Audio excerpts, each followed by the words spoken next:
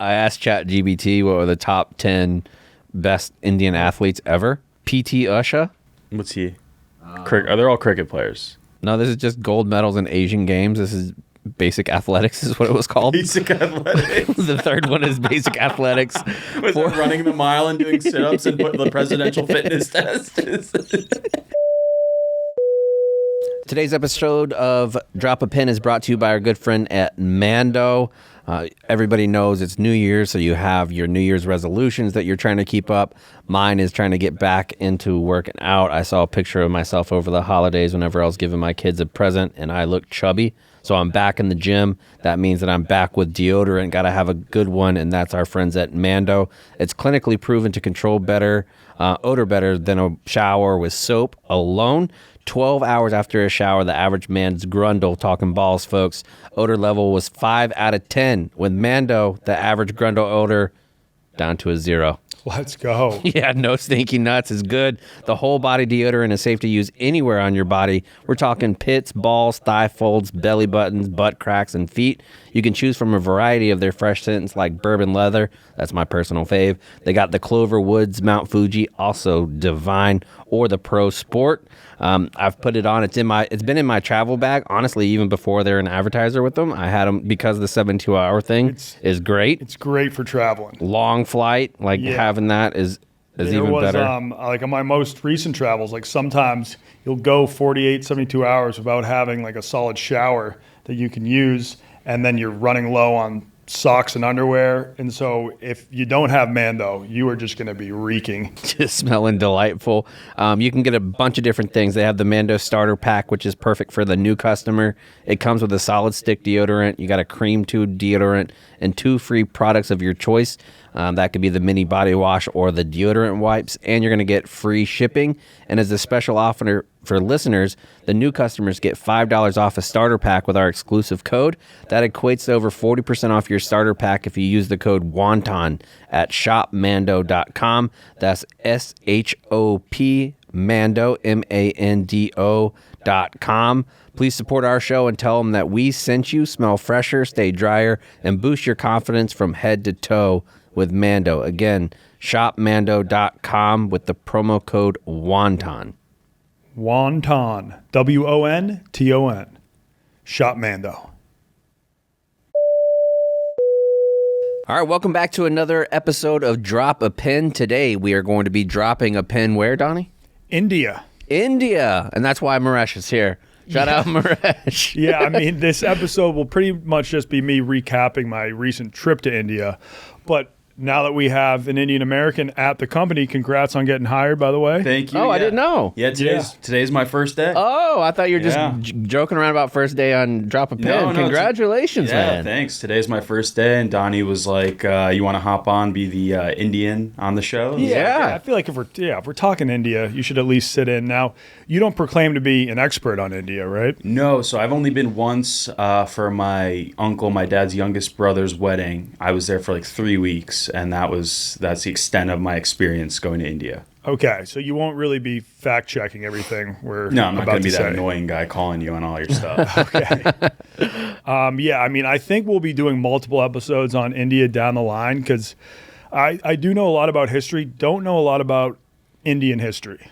So I'm just going to be reporting what I saw firsthand.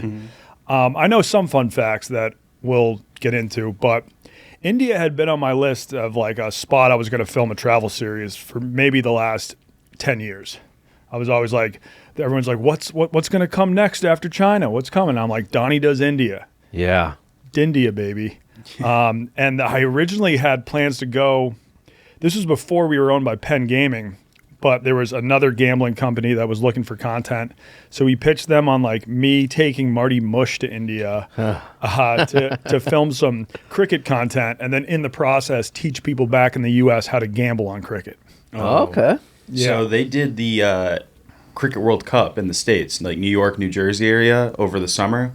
And so when I was living back in New York, they had the fans, like the fan fest was like right outside my office. 0 people. Like nobody. They had like this extensive setup. I think some people would come in for like the India game, but like it was so easy to get tickets because nobody was flying over to come to the States just to watch the Cricket World Cup. I would have thought there had been a huge population of like, Indian Americans. yeah, that No, came. just like because it was like during the work week, and just like zero, and it was super early in the morning. I think the games were at like 6 a.m. Oh, so they could televise at night Yeah. there. Yeah.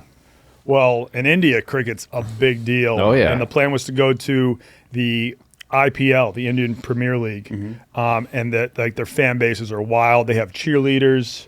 It's the version of cricket that's probably the most consumable because like some games of cricket can go for multiple days. Yeah. Like it's a very long sport.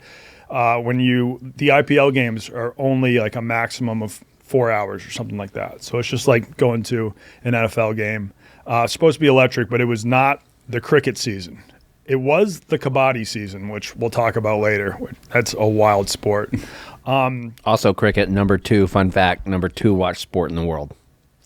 Makes sense. Soccer, It is a soccer's global 1, game, and yeah. then cricket number 2. The Australians, New Zealand, Yeah.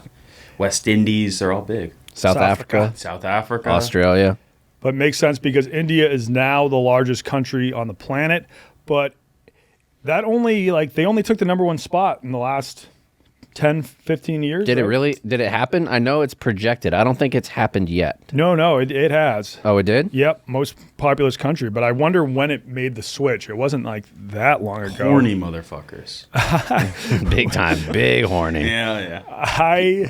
Yeah, a funny story about that. When I lived in Clemson for a year, which you talked about on the pod, all of the grad kids, I feel like at Clemson, a lot of them were from India, and they would kind of wait outside of the bars and just be like asking for girls' phone numbers at the end of the night. Yeah, it's just like very horny, just absolutely go about it in the wrong ways. Yeah. Like the weird DMs, they just don't know how to execute it. Well, everything works there, apparently. Like, you're fucking. Whatever they're doing on home turf is not Yeah. working on the away games when they come over to the States and wherever they reside outside of India. It's it's a bad look. The average family in rural spots, like dudes that are 35, have at least 4 kids. Yeah.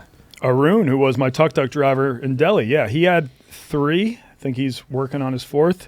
But yeah, it was only in April 2023 Yeah, I just saw that. that Yeah. it surpassed China. At 1.4 billion people now. 1.43 Which is billion also people. crazy because it's nowhere near the size of China or even like the United States. Yeah. Yeah. 7th largest country in land size. And I wanted to fully experience that population. So the only places I went to in India this trip were Delhi and Mumbai. They're 2 largest cities. And I'll tell you what, like probably the most culture shocked I've been.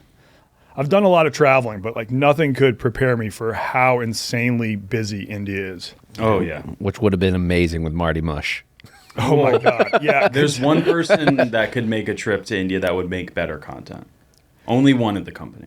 White Sox sure. Dave? No, it's Mincy. You got to take Oh, Mincy and God. Really? Mincy does Mumbai would be on Mumbai Mincy. Mumbai Mincy. I mean, a lot of people were asking me, they were like, which What's up, fellas? Barstool employees do you think would like do the best in India? I couldn't think of one person that would like thrive in India. I think they would all just be like, what the fuck's going on? Oh, Holy no, shit. everybody would like, be in a blender. Yeah. and just like freaking out. From your videos, the first picture or videos that you did in the street, and there's like the big cows, are like everything stereotypical of what you see in movies was there.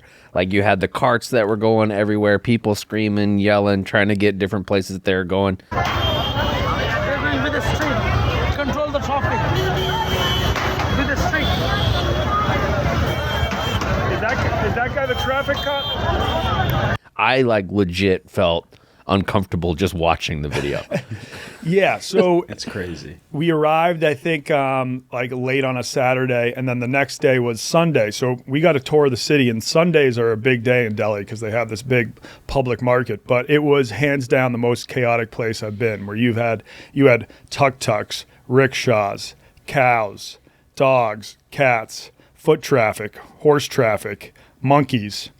So many horns. Like that's just the thing. If you live in India, you just get used to constantly hearing horns. Oh, yeah.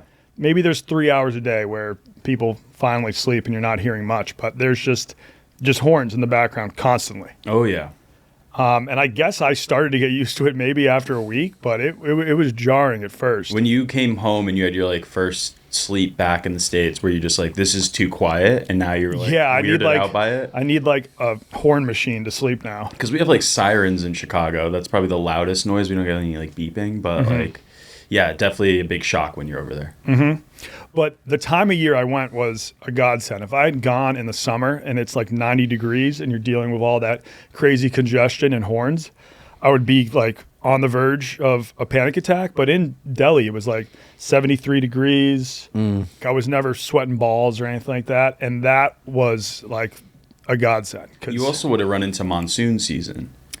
Yeah, where it just rains constantly. Did you see any of the line markings on the walls from like how high some of the flooding could have ever gotten? Oh, no, I did not. Yeah, there'll sometimes be chalk markers on like walls in public settings to show you how high the water has actually risen in some areas. Yeah. And where you should go. Yes. Like in more rural areas, that I know they do that. There's a lot of spots where they'll be like, okay, monsoons are coming. Everybody needs to move their shit to this area, because a lot of the houses in the rural are like very movable. And then like a lot of people just don't really even have homes if they're living in the slums. The slums we'll talk about. I did more slum exploring in Mumbai as opposed to Delhi. But Delhi, we had this great tuk-tuk driver. I got to shout him out, Arun. Another YouTuber recommended him. So he was our guy, and just wherever we wanted to go, he would show us. And yeah, he made everything a lot smoother than it like would have been if we were just there solo. And I was originally planning on going solo, but one of the guys from the Barstool trip joined me. Yeah, he was great. He was like super helpful. When I was watching your streams live clipping. Yes, he was. And then I was like, oh, thank God he came, because if I was just like alone there, it would have been a little overwhelming. And then Arun actually took us to his home. He lives like 45 minutes outside of Delhi. It's probably still part of the city, but we got to spend an evening there with his kids, and his wife and mom cooked us a meal. That meal, and then the first night I stayed at the Radisson, which was a fancier hotel. I had a big Indian meal there because I was like, I can trust this food. Other than that, I ate barely any local food, just from all the horror stories I had heard. Yeah, I saw you were eating like some KFC and some of that stuff. KFC was my favorite fast food I think I had in India. They had this thing, the roti roll, and it was, you know what a roti is, right? Yeah. And then just wrapped around some fried chicken with a really good sauce. Nice. I had the Maharaja Mac. Yeah, that's what it's called. It's just their vegetarian version of because no Big beef. Mac. No beef. Oh, yeah. Is it illegal to buy it there? You can't? I don't know about the legality, but it's quite difficult to find. Because I would think, because there's still, the country is probably still 25% Muslim, and Muslims can eat beef. So there has to be spots you can go to find it. I also went to Taco Bell. They had a butter chicken chalupa. Oh, how was that? I bet that's fire. They burnt the fuck out of my chalupa shell, but other than that, it was good.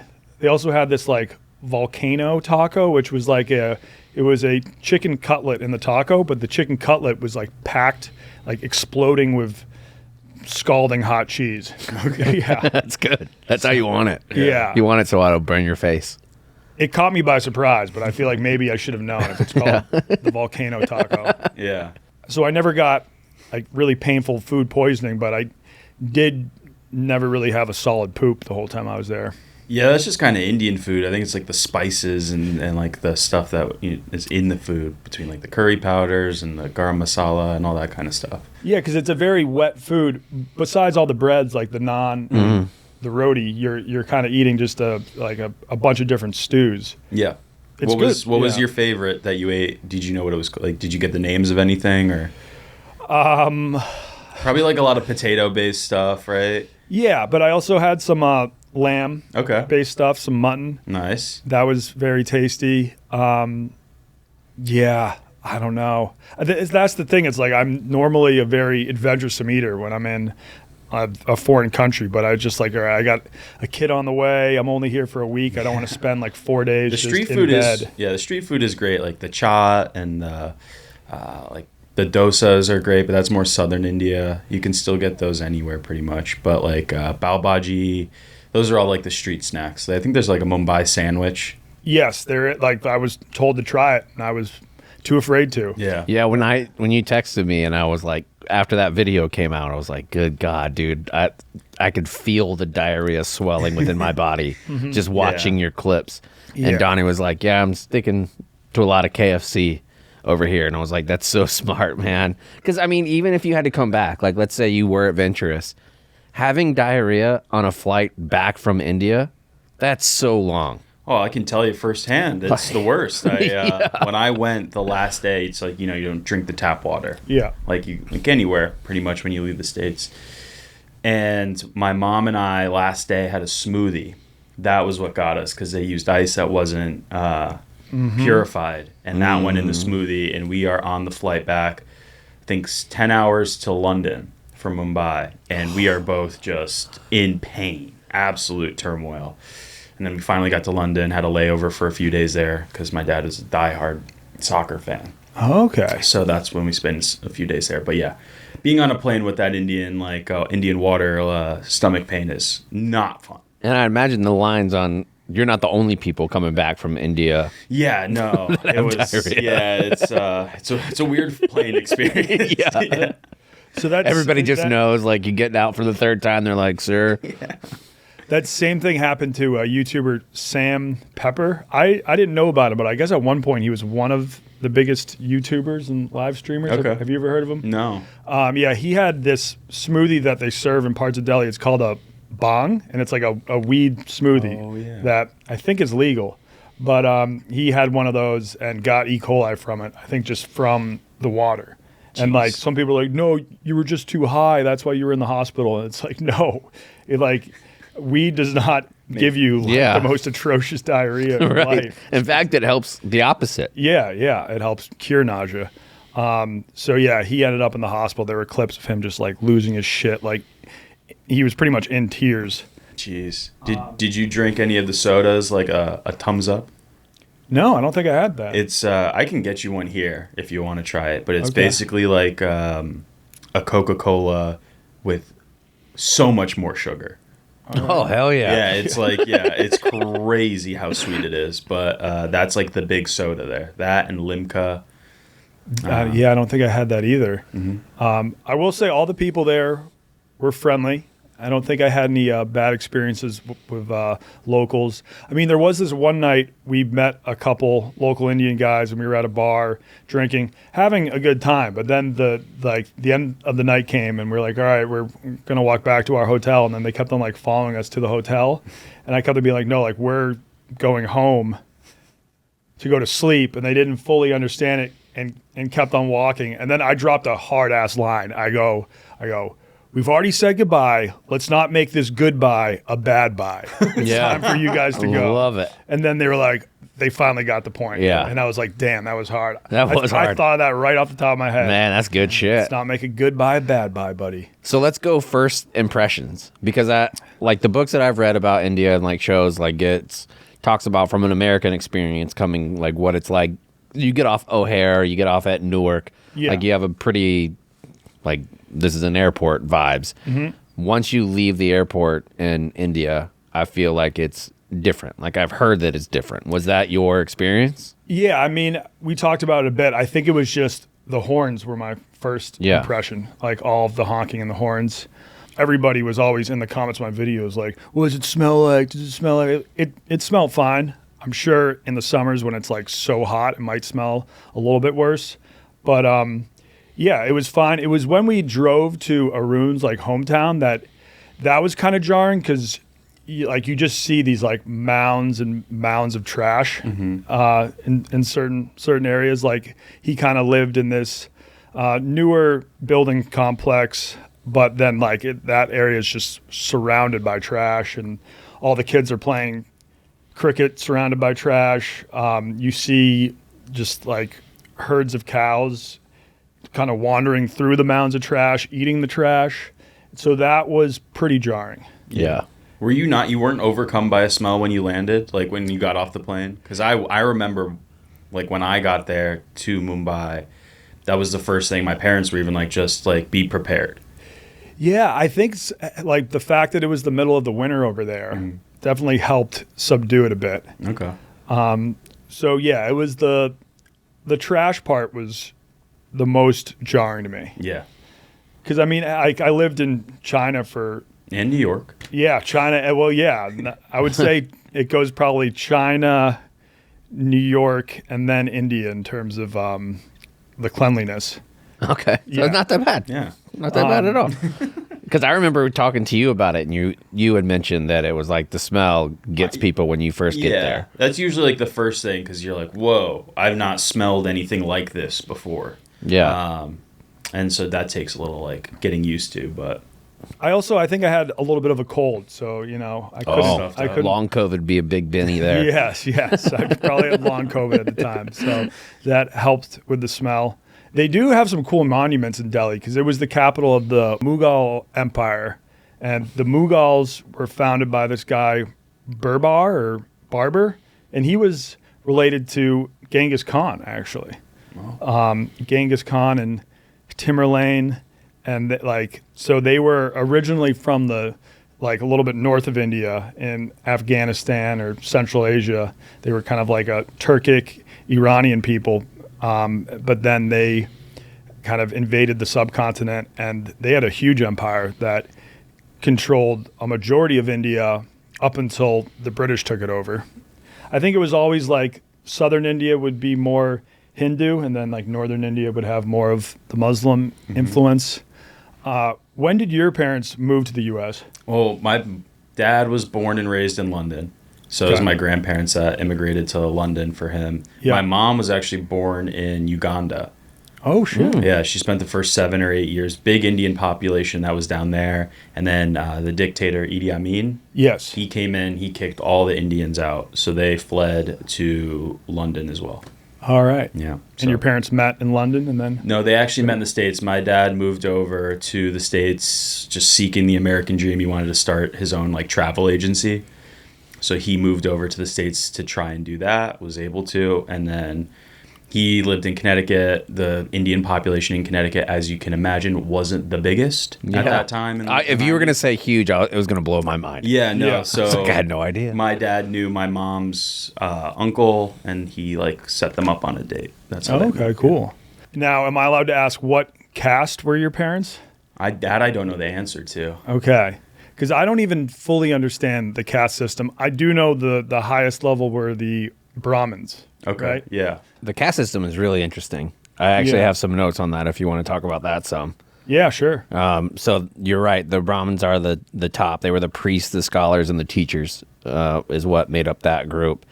And then I'm going to fuck up all these names. The Kshatriyas, which is the warriors and the rulers. That's their class.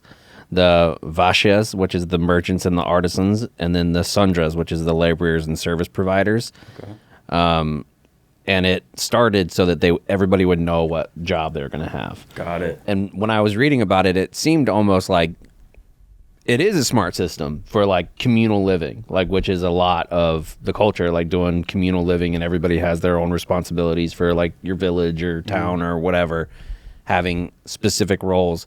But then I think like most good systems of government that look great on paper, like putting it into practice was very difficult, and maintaining some semblance, because it was supposed to be designed where everybody works equally, everybody has their own job, but nobody's better than anybody. That's not the way that caste systems typically work out, and we see that not just in like Indian caste system, but also in like communism, like same type of shit happens, the breakdown. Yeah. And I think like you really weren't supposed to intermarry or have kids with people outside of your caste. And because they've been around for so long, that it's like changed the genetics of India. Like each caste system now is probably genetically pretty different, just because there's been like no mixing of them over 1,000 years. Because it started 1500 BC. Yeah, Holy is when shit. when the caste system first started there. And you're right, like their segregation policy is so intense now that lower members can't even touch or like sometimes speak to higher The members. untouchables. Yeah. Yeah, that's the lowest caste. Yeah, you might have to like notate that. So in the States, I know they do this thing for like arranged marriages or helping Indians find other Indians called biodata. So you basically like have your grandmother or like aunt or whoever's connected in the community make you like a 1-page like paper about like a picture of you, what you do, how much money you make, like all these different things about you. And then they just like send it to their friends in different states, and they like be like, "Oh, I have a niece that's the same age as your son. Like maybe they should get together." And then they show the girl the picture, whether or not he's like willing to go or she'll go on a date with him. What's the word for aunt? And There's like Foy, there's Gaki, there's Masi. there's one show that's on Netflix and I watch. It's Indian Matchmaker. Have you ever seen it? I've never actually watched it, but I've heard a lot about it. It's unbelievable. It's incredible content, but it's a lot of that. Like it's a lot of you have there'll be like a woman who has tried dating in a traditional American way, and she's like, I hate using Bumble, I hate using Tinder, I hate using all that shit. I'd rather do something else. And then the mom's like, well, we could do it this way, the traditional Indian way. Yeah. And then finally the man or the woman's like, cool. And the mom makes essentially like the back of a baseball card. Yeah. Like, this is what his stats are. Exactly. He's 6'3", went to Harvard. Like, It sounds a lot like the Shanghai marriage market. That's where all the parents bring a resume of their kids and then meet other parents and try to match it up just based on a resume. Yeah, that's pretty much it. Yeah. Now, obviously, your parents won't be forcing you into an arranged marriage, I assume. No. Well, I've been married once, so. Oh. Yes, but it was not arranged by your parents. No, we met. That's what happens. The old-fashioned way. The old-fashioned way. If only you let your parents take care of it. Exactly. I didn't realize you're a divorced guy, too. Yeah. Shout out. Yeah, hell yeah. Let's go. But do you have any cousins or anyone that are in arranged marriages? No, so my family's so westernized. I had one actually. He was he's kind of like the weird guy. Sorry if you're listening, Ravi. Yeah. He's like the weird guy of the family, and they got him hooked up with an arranged marriage. She came over from India. She was definitely after the money because his parents were pretty like well off, and she actually like beat him up. Damn, it was crazy. So now they're divorced, which is weird because you don't normally see that. Yeah, typically if you do it that way, you stay. Yeah. Right? Mm-hmm. And, hey, there are a lot of arranged marriages that do work after a while. Most work, yeah. Because then you just find out it's more like a business relationship almost. Like they're both very compatible. It works in terms of like raising kids. And I think after long enough, you also kind of just learn to love that person. Yeah. They're like, you spend all that time with them. Yeah. Your whole life is with them, so. Mm-hmm. I mean, I'm not like recommending it, but I mean, it does work sometimes. I'd recommend it. Arranged marriage? Yeah. It takes the pressure why out. not? Takes the pressure out of it. I mean, because really, we're all idiots. Like he said he's divorced, I was divorced. 22-year-old shouldn't be able to pick who you're with your rest of your life. Your parents know better for the most part. I agree. But yeah. Yeah, well, here's the thing. My parents have been like, no, fuck no, that first one's a dumb bitch. Don't do this. You're making a huge mistake. Yeah. I just don't think anyone should rush into proposing because you can like just be with a chick for 6 years and not get married. It's so regionally dependent though. Like if you're in New York, there's zero pressure. None of your friends are getting engaged before 30. Yeah. But if you're in the Midwest, like I lived, because I lived here before, or the South, everyone's starting to get engaged like 23, 24, and you're like, am I behind? Yep. So. No, that's a big thing down south where people like are just in a rush to get engaged the first couple of years after college. Yeah. My guy just got back to me. I might try to give him a call. All right. On the pod. Let's see if he picks up. Hey, Arun. Yes, sir. How's it going? I'm good. I am home. Right now, we are recording a podcast about my trip to India, and I wanted to have you say a few words. Tell us a few facts about India. India is very noisy, too much traffic, incredible spices, and horrible street food. Horrible street food? All right. All right. Well, now tell us something positive, something good about India. Good about India. India is a mini world. If you're coming to India, India is a Africa, Amazon forest, big forest. in the big mountains like Switzerland. Is India have a big desert like a Dubai. In India have a one wonders. It is called Taj Mahal. Yes. India is a very old language speaking in India. It is called Tamil. It's a very old language. Is the speaking here Tamil. Yeah, like Sanskrit, I think too, is one of the oldest languages in the world. Oldest written. Yep. In the world, is the India. It is called is a teacher all of the world. Yes, Yeah. I think we learned like our numbers come from India. Zero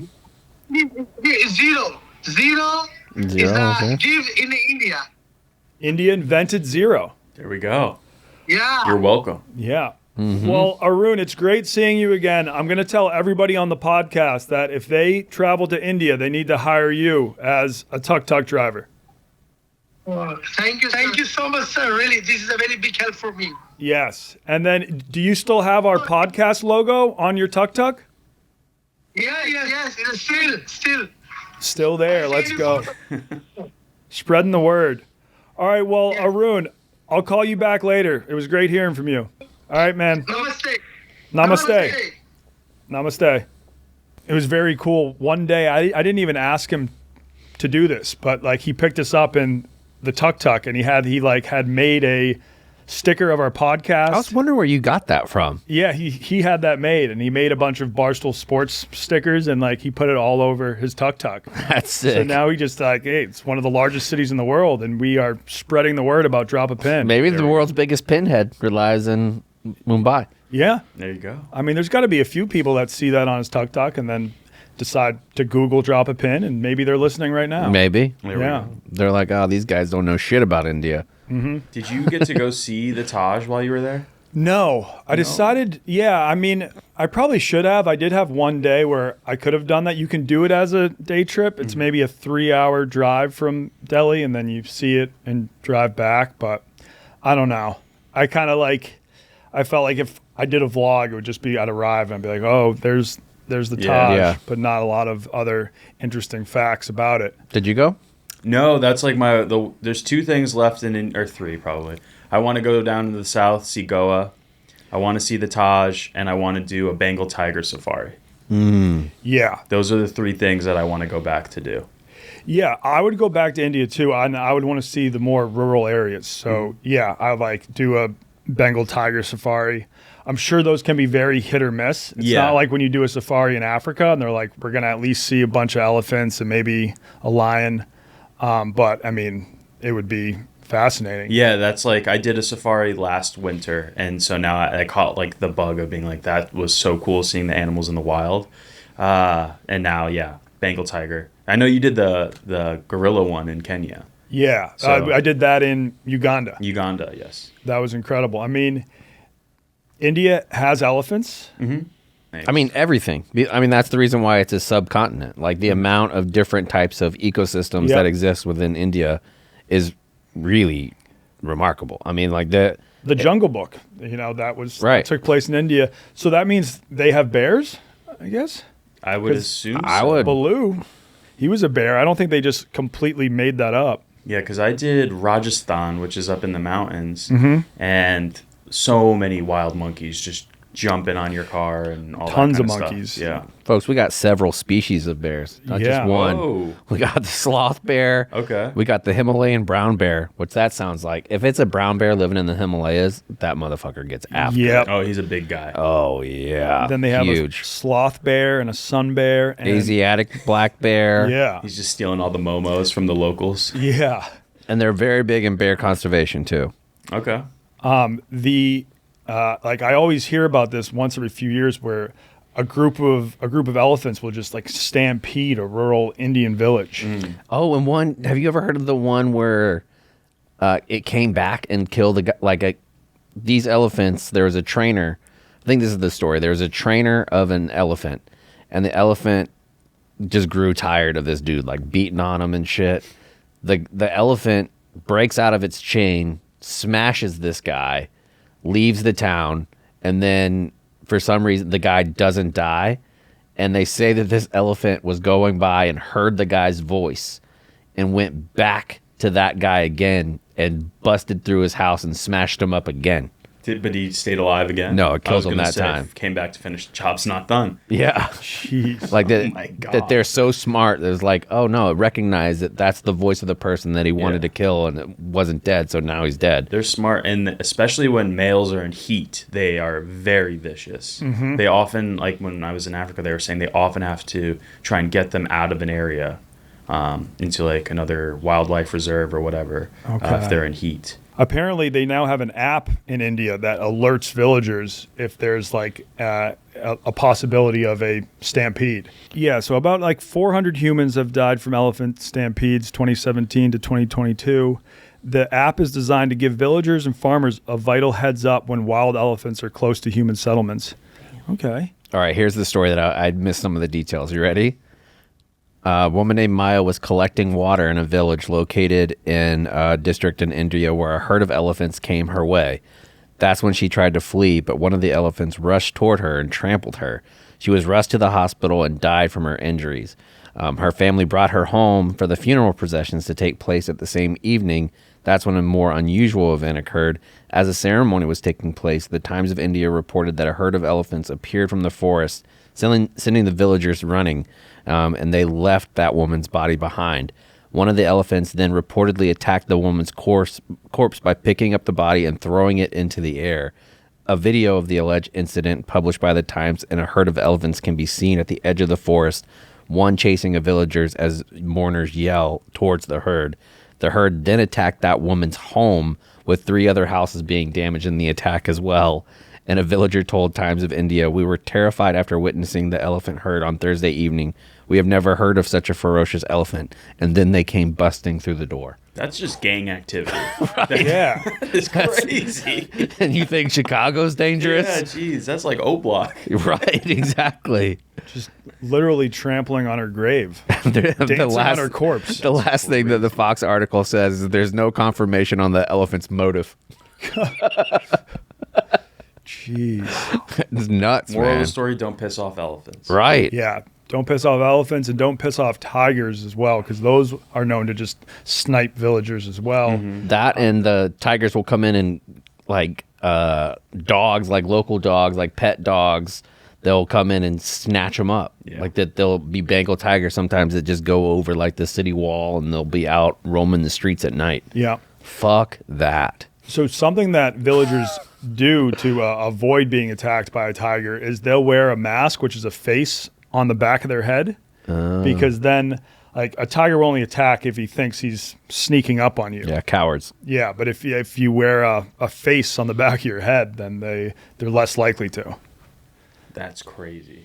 I was the first person to try that out. I'm like, oh, we're all getting attacked here.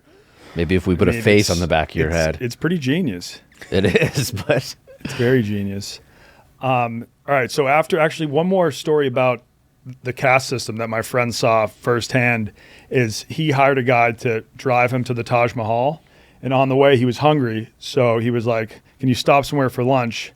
And they stop at this very fancy restaurant, and my friend's like, "Come in with me and eat. Like, lunch is on me. I got it." And they were like, "No, no, no. Like, we're not allowed in there." He's like, "No, you guys are having lunch with me." And they're like, we can't. And he was like, "I will not stand for this. Like, you guys are going to have lunch with me. I'm not just going to go in there and eat alone." So he brought them in, and like, it was their first time ever being in a place like this. And at first they were just super nervous. Like, are we going to get kicked out?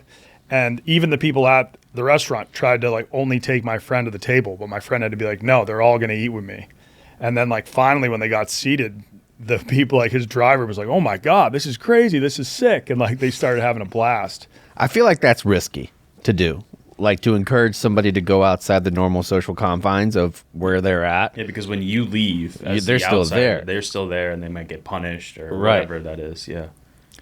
Yeah, he said it ended up being all good, and they were like eventually very grateful for the opportunity. But at first, just everyone there, both the restaurant employees and those dudes, felt very uncomfortable. Damn. Yeah. Yeah. So from Delhi, I went to Mumbai. A quick word about Indian airports.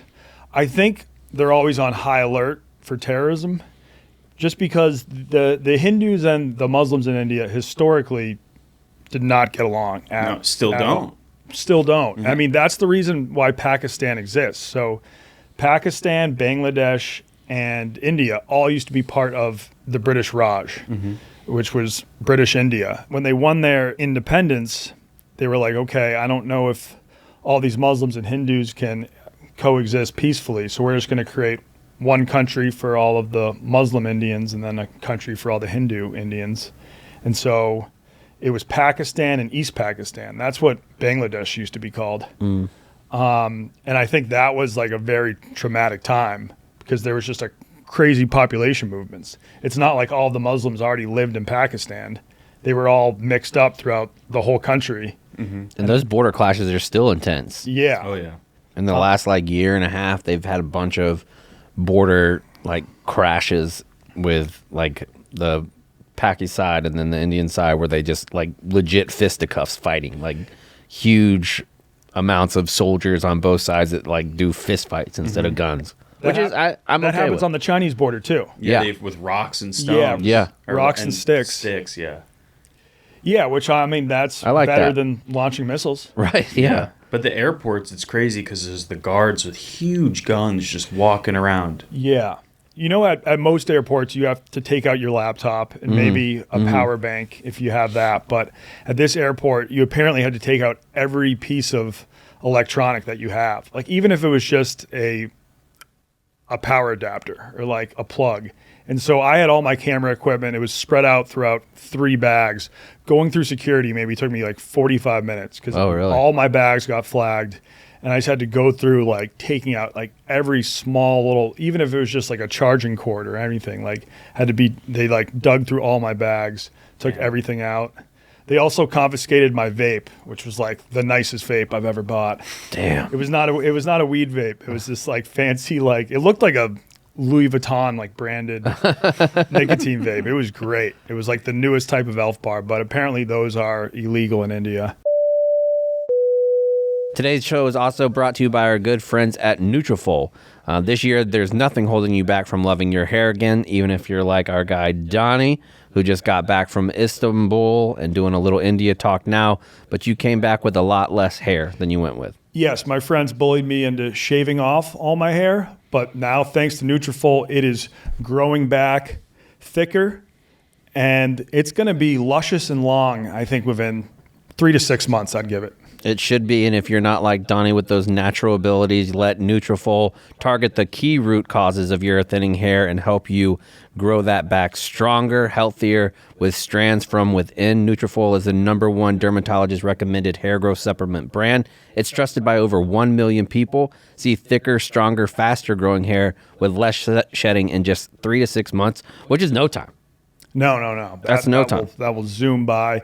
And we have quite a deal for all the pinheads out there. If you go to Nutrafol.com, that's Nutrafol.com, and use promo code PIN, you'll be able to get $10 off your first subscription plus free shipping. So once again, go to Nutrafol.com and use promo code PIN. And you'll find out why 4,500 healthcare providers and stylists recommend Nutrafol for their healthier hair. You're going to love it. Make sure that you go because you don't need a prescription.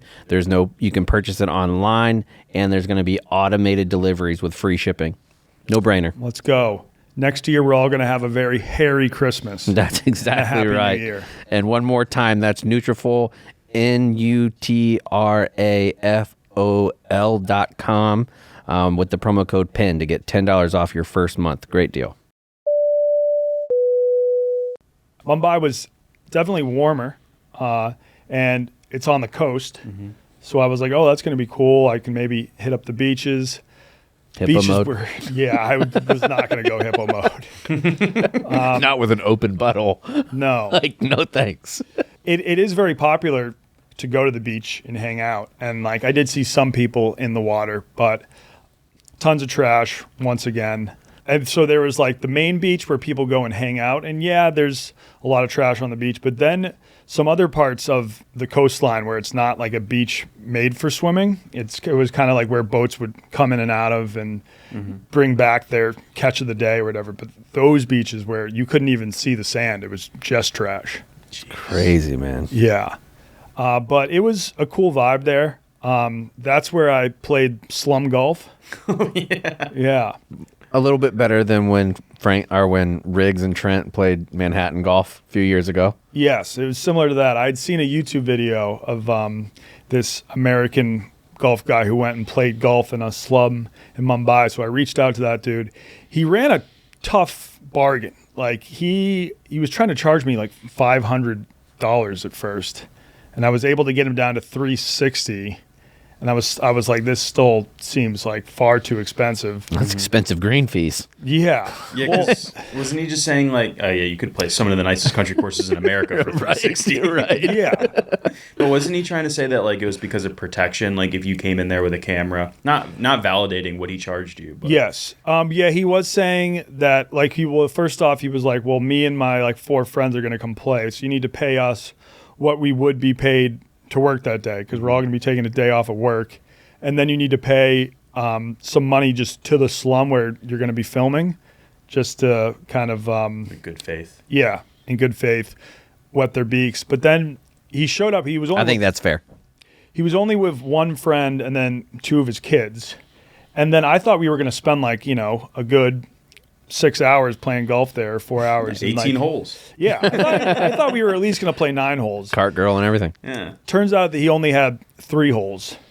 And so after like an hour and a half, he's like, all right, we're done.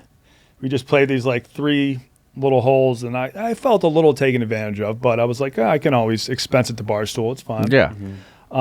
And yeah, you play with just these kind of pieces of metal that they then twist up to form a little club, and then the holes are just little kind of chips in the pavement. You definitely got taken advantage of. Potholes, pretty much. They're like, no, we do this all the time. This is our sport. Yeah, it was just because like $360, like that's way more than most people make in a month. Yeah. Over there, but it was fun. And hey, I did lose one of their balls at one point. I was like, you only have 3 holes. I'm gonna find you a new hole so we can have a 4th. And then like I found this little like hole, and I was like, oh, this is the perfect size.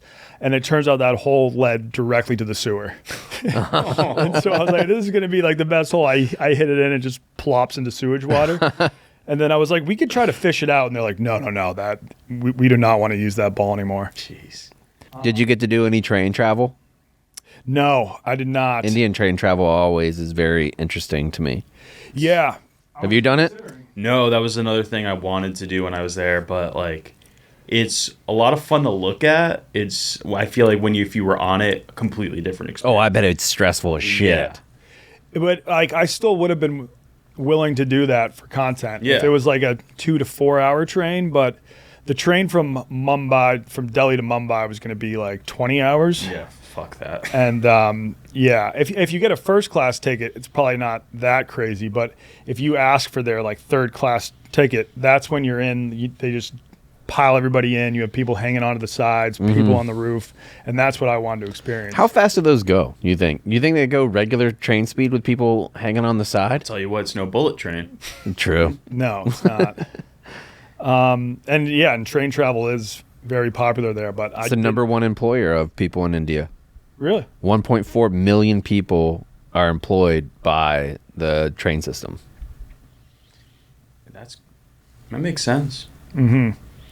In Mumbai, you definitely notice the contrast in wealth, like a lot, because it has the largest slum on the planet.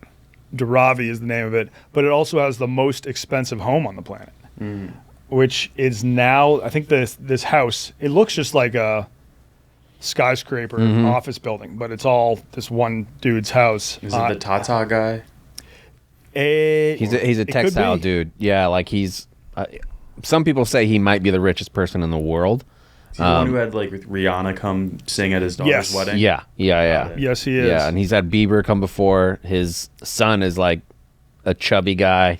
Well, that's like the old way to say you were rich. Yeah, and he's doing it well. He's saying it well. Yeah. In 2024, it was valued at $4.6 billion, Jeez. which is insane. Did you see it? Yes. So I got to see it up close. It's got a 168 car garage. So that's probably the first, 6 floors of it. Yeah, so I watched after Donnie had said where it was, I was like, let me look this fucking thing up. So I watched a bunch of TikTok videos on it.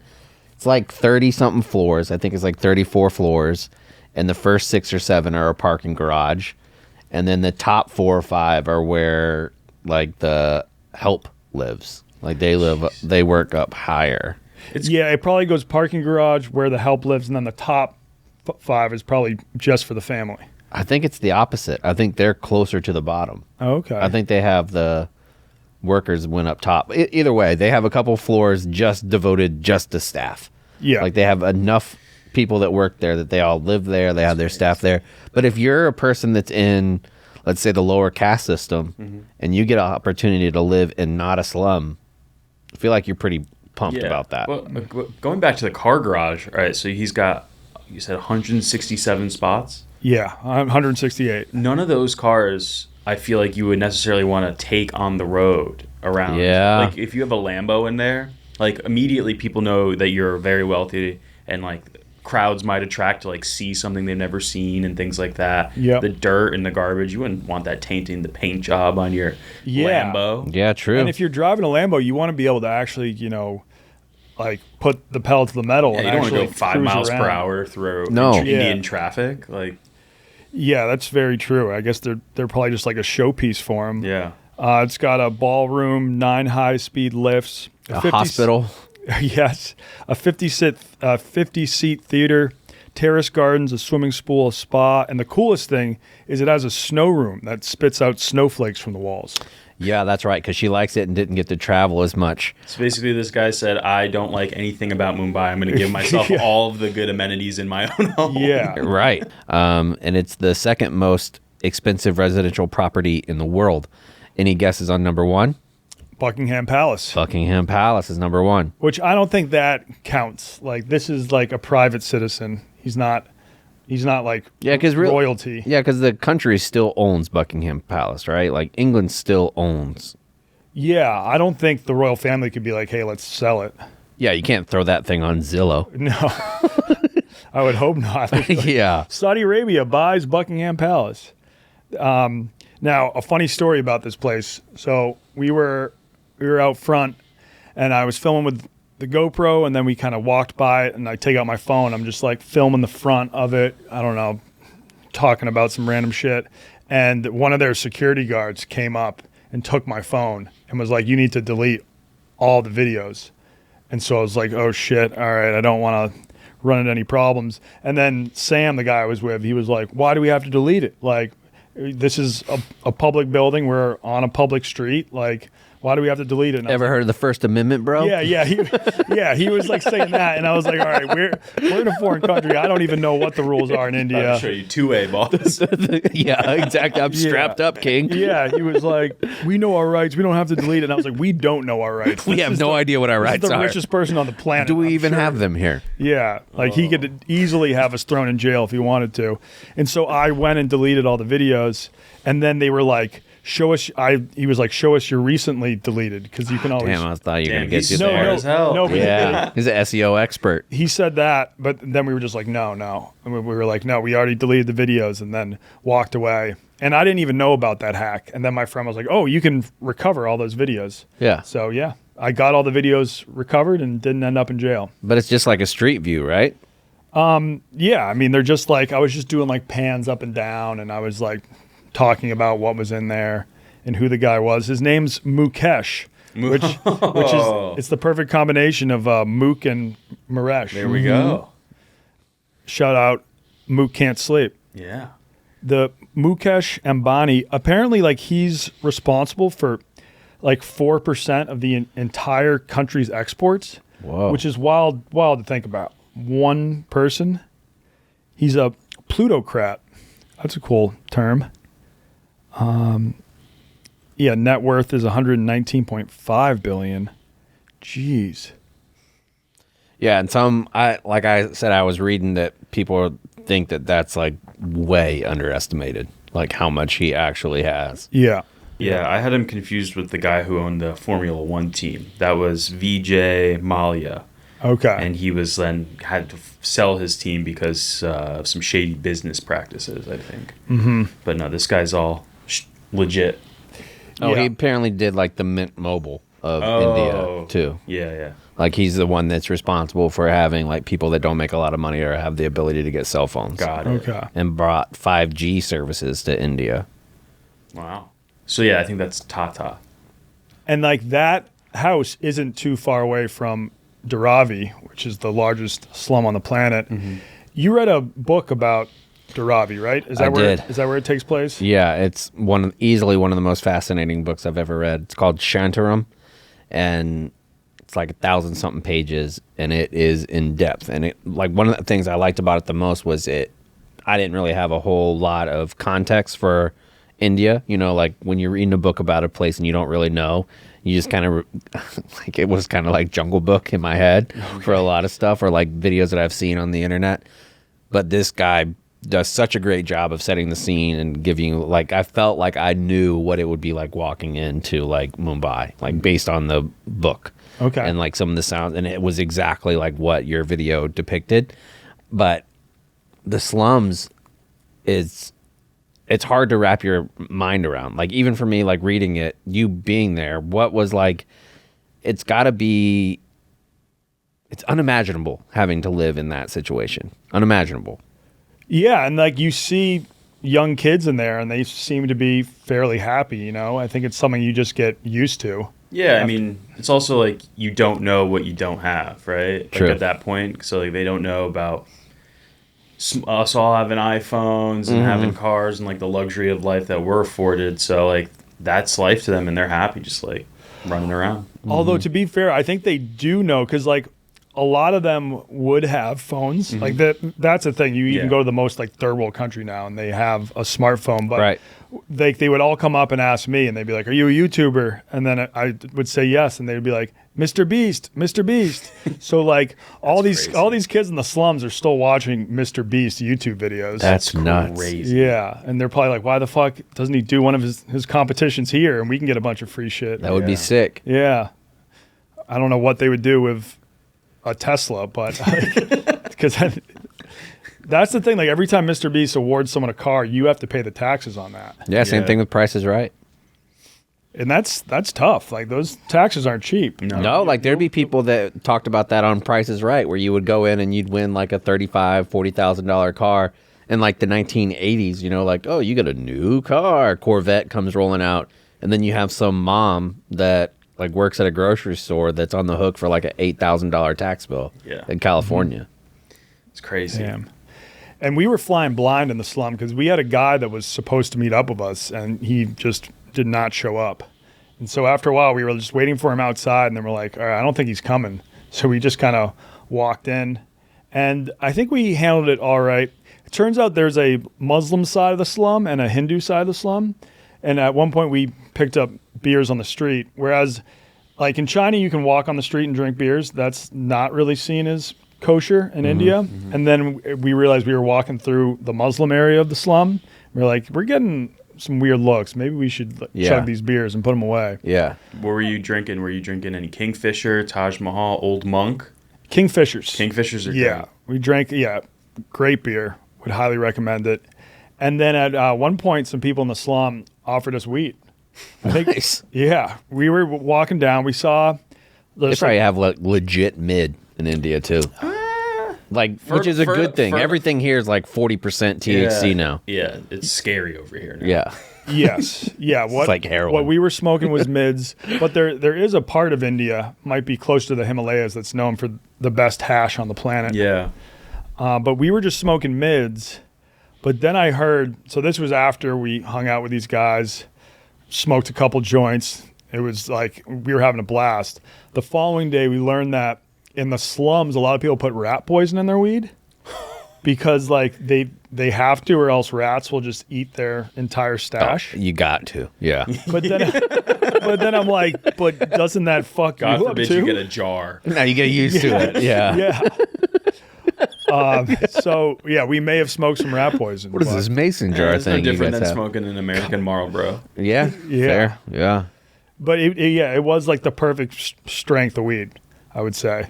Yeah. A nice little mid, because you don't want to be like high as balls when you're wandering around the largest slum in the world. Yeah, No. that would have been a terrifying place to be. So scary. Yeah. And we were doing a live stream at the time, and everybody in the chat was just like, "You're about to get arrested. Oh my God, this is like they're about to rob you. They're about to call the cops." And Sam, the guy I was with, was like freaking out. He was like, "Oh my God, guys! Everyone says we're about to get arrested." And at that point, he was already high. Damn. But no, they seem pretty trustworthy to me. And the slums, like we went to that slum, and then we went to another slum, which this local guy said is known for like where all the criminals live. Mm-hmm. That's kind of like if you're on the run from the law, you go and live in this slum because even the cops are too afraid to go too Damn. deep in it. Damn. But they are mazes. Like Dharavi, there is kind of like a main street through the slum. It was called 60-foot road or 90-foot road, sort of like their version of 8 Mile. But then as you walk deeper and deeper, there's these like crazy little alleyways that then like lead to another alleyway, and you have no idea. And like the deeper you go, you just find more and more people.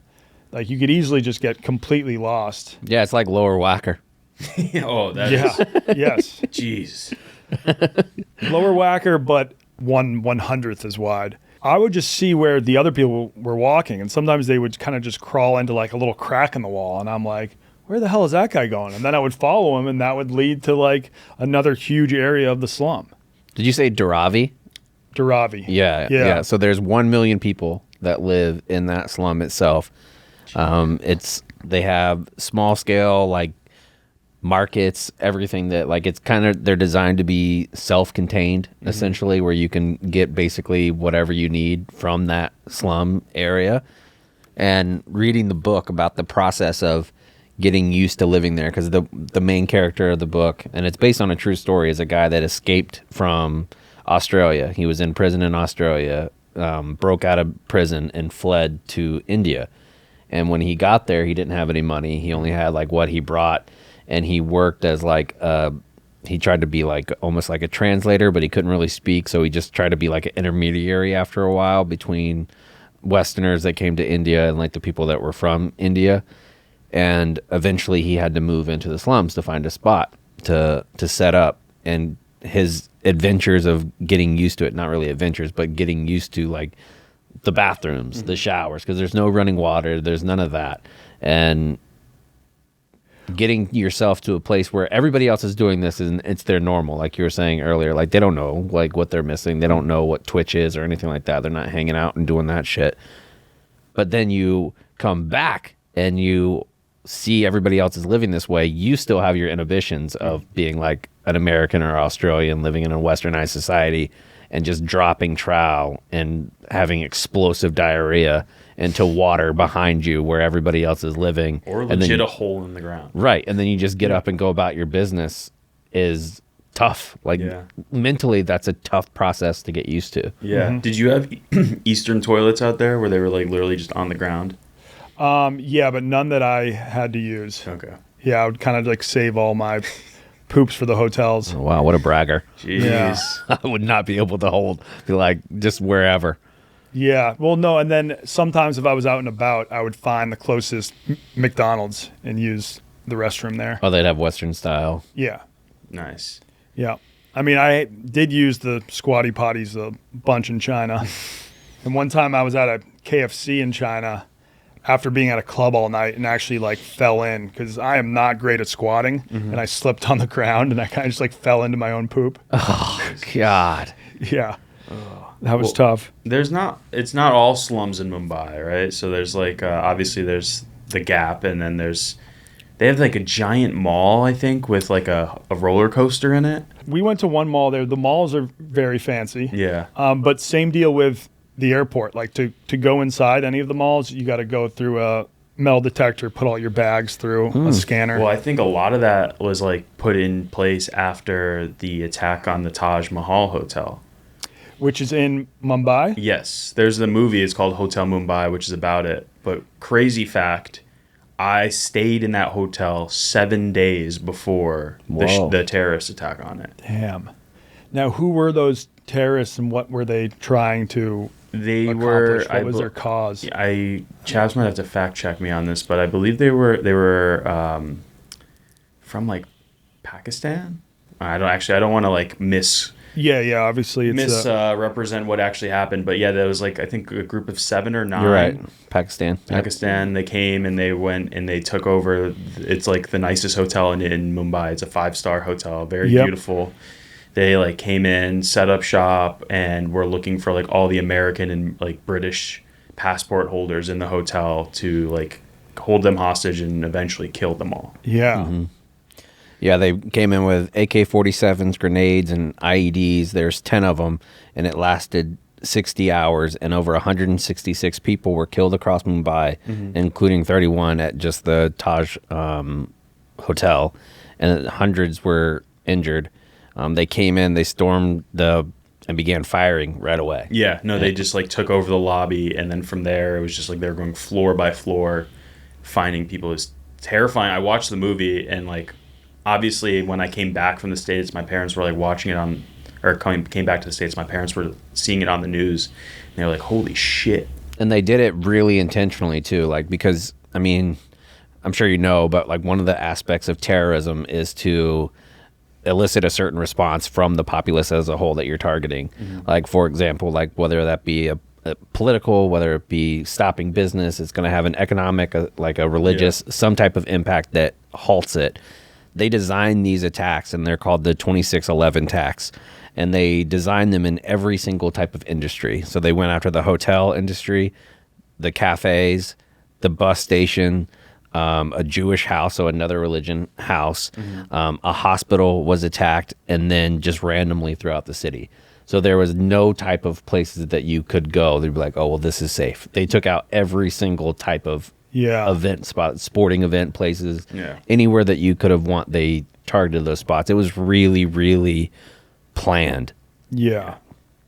So yeah, it was crazy to see that, and the movie is like bone chilling, like really tough watch, but it's interesting movie if you want to see. Yep. No, And sure. that was the reason why for those reforms. They're called, instead of the 9/11, like us where we had the Patriot Act, they had the 2611 like package that we stood up TSA after 9/11. They did all these things after 2611. Yeah. So I think that's probably the main reason why I was very strict at the airport and just trying to go into malls. Yeah, and they like replaced everything that's fully restored, and now it's like the Taj Hotel is a standing example of like the Indian spirit of like coming back. And It's a stunning property. It's quite beautiful. Yeah. I think that if you name something Taj in India, it's got to be pretty good. It's got to be. Yeah, it's got to be. It's got to be pretty good. But yeah, so Mumbai is not all slums, and it like if you go onto Google Maps and take a look, you can like see exactly where the slums are, just because you'll see normally spaced buildings, and then all of a sudden you'll see this cluster, and it's just like a million tiny little shacks, and so you're like, boom, there's a slum, and they're kind of scattered like randomly throughout the entire city. But it's wild to see, just like on a map. Yeah. And it's got some of the best food in India, like really known for seafood, like the prawns, because it's a coastal city. I remember we went to dinner, and these prawns were so big, and I had never seen anything quite like it. I love a good prawn. I mean, I met this Australian guy, and he's like, I've never had a shrimp on the barbie. Because he's like, we only eat prawns. Yeah. And he's like, we normally don't even cook them on the barbie. Yeah, because if you're gonna cook shrimp on a barbie, you got to be on it. It's like 2 seconds. Yeah, you got. Next thing you know, it's going to be overcooked and tough. Yeah. Embarrass yourself in front of your family. Yeah. Mumbai, I would say, is probably the most westernized city. Like, it's their financial hub. It's the New York of India, but then you could also say it's the Hollywood of India, because that's where the movie industry is based as well. Yes, a lot Bollywood. of Bollywood stuff there. And so, like, Shah Rukh Khan and all those guys. Is he like the most famous Bollywood actor? I believe he's the most famous. He's like renowned as like the most handsome Indian man of like all time. All right. I'm sure they have their like version of the Hollywood Hills, which is where all the celebs live. Yeah. India, actually, one of the things that got me into Barstool, too. What? Well, so So you want to explain that? Expand Yeah. on that. So yeah. remember, back in the day when Portnoy used to blog all the time. Yeah. You know, like they would do like him and Dan and Kevin would have to do like 10, 15 blogs a day. So a lot of those aren't going to be hitting journalisms, you know, like, do you remember Wish, the website Wish that was kind of like YouTube that you could go through and be like random video. Well, one day, as far as I remember, there was a video of a dude that was named the Spider-Man of India. And Because he had 8 arms? no, because he could like legit run up walls. Oh, okay. Oh, I remember this. Like, yeah. and he would like hop back and forth like legit Tarzan shit. Like, and it was incredible. So During, Dave, like the parkour era. yeah, it was very parkour heavy. But this guy was a flat wall and he was climbing it, like putting his fingers in and like going up. And how is he doing this? He has to have rope or whatever. And then the next day, Dave blogged a dude eating bricks. Like that, he was just eating bricks, like taking a brick, take a chunk off, eat it. Next day, it was a dude eating glass. The next day, it was like this girl that was born with like 14 fingers on one of her hands. And I was just like, how does he keep finding these fucking videos? What is happening in India where people are eating bricks and glass and like metal shards and shit? And that's how I got into Barstool. Like 3 days in a row, he's like, oh, well, here's another one. Here's another one. And I think he got maybe a little bit of hot water because he posted a video of an Indian dude who I think was at the zoo and jumped into the tiger exhibit and got murdered by a tiger. Oh, yeah. And like, but he posted the vid where you just see this guy getting killed by a tiger. Oh, and that is that whereas like if it happens in a different country, it doesn't matter? Yeah. And that's where that came from. And then everyone's like, Dave, it was like, I'm very clear. I have rules. Yeah. If someone dies, but it's not in America, I'm allowed to post the video. Right. As long as it wasn't in America and it didn't happen in America, you're good. But there was a while, I think at one point, Barstool Sports got banned in India because Dave was just blogging these like really negative stories about the country. But when I was Fascinating though. yeah, I mean, if it's like a slow blog day, you have nothing to blog about. You can probably find something crazy happening in India that could be more in a blog. Well, And if today the world record for most spinning fans stopped by a tongue was broken by an Indian man. hell yeah, That's a good blog. Yeah. that's fucking sick. But when I was in Mumbai, I went to Barstool Sports, and it is no longer banned. Oh, Hell yeah, we back up. we're back, baby. Stool on the map. I don't know if I can take credit for that. I wanted to because I had a friend, and he's like, oh, Nah, take credit for that.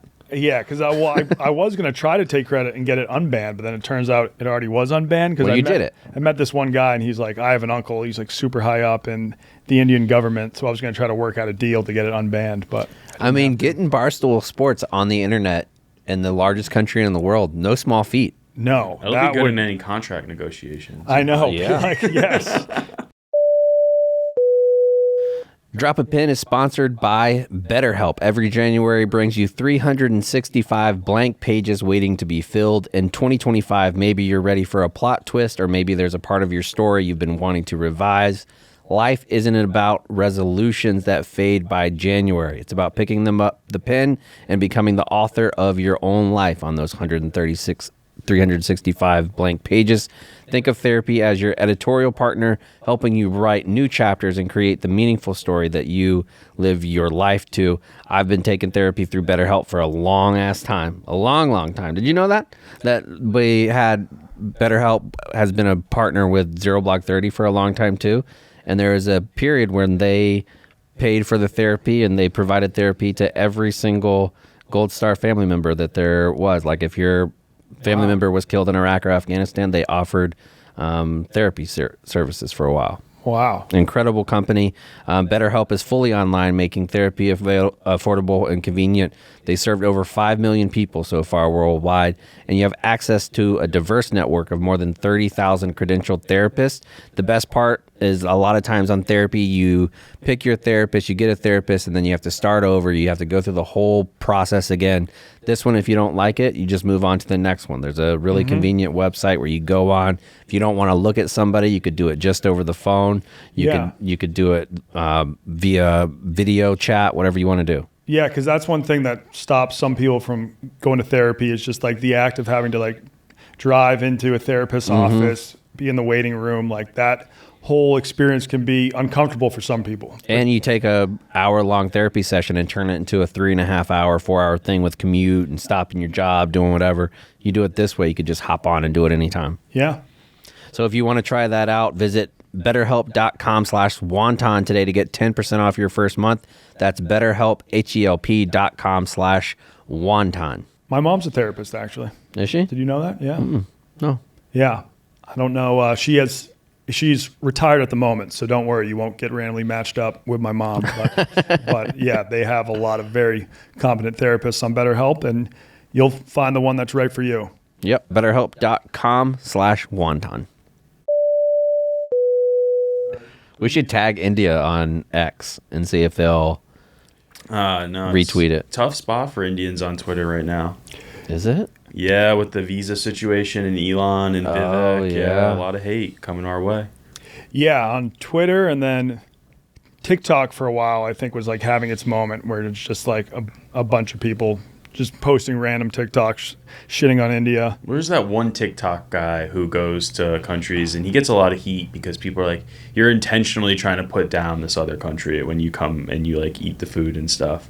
But yeah, he did like a 30-part series of him eating through India and like was just like, this is gross. I will never touch it again.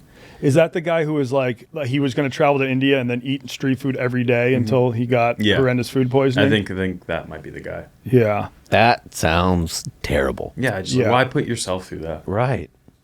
Yeah, and then this was very recently, the B1 visa situation where like some of Elon's own guys were turning on because Elon's obviously very anti-illegal immigration to the U.S.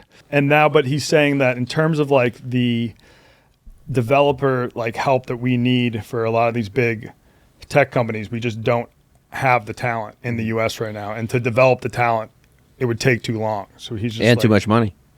and too much money. There was one person being like, well, instead of just handing out more of these visas, you should build a school. And he was like, if you have to build a school, it's already too late. Yeah. And then all the people that were kind of rallying behind him in the first place were then like, what the fuck? I thought you said you were going to get rid of immigrants. Now you want. He's like, I am an immigrant. yeah, He's like, also, I own Twitter, so what do you want me to do in terms of Right. yeah. We can't find out who's doing this. This is so fucked up. Do you have any other random India facts? I do. There's the Yantar Mantar. I think that's how you say it. It's the world's largest sundial. Oh, Is built there. cool. It is so precise and so large, in fact, that it was used to, like, whenever digital clocks were there, they checked it against the sundial because it's so accurate. It's accurate within 2 seconds for a whole year. That's crazy. Was this made a long time ago, or is this? Yeah, 500 years ago is when it was first made. The world's largest floating post office is there as well. That's cool. There's 2,000 different ethnic groups, and including 1,600 languages are spoken around India. The largest railway system in the world with 1.4 million employees. Obviously, I think most people know this. It's the most vegetarian per capita of any place on Earth.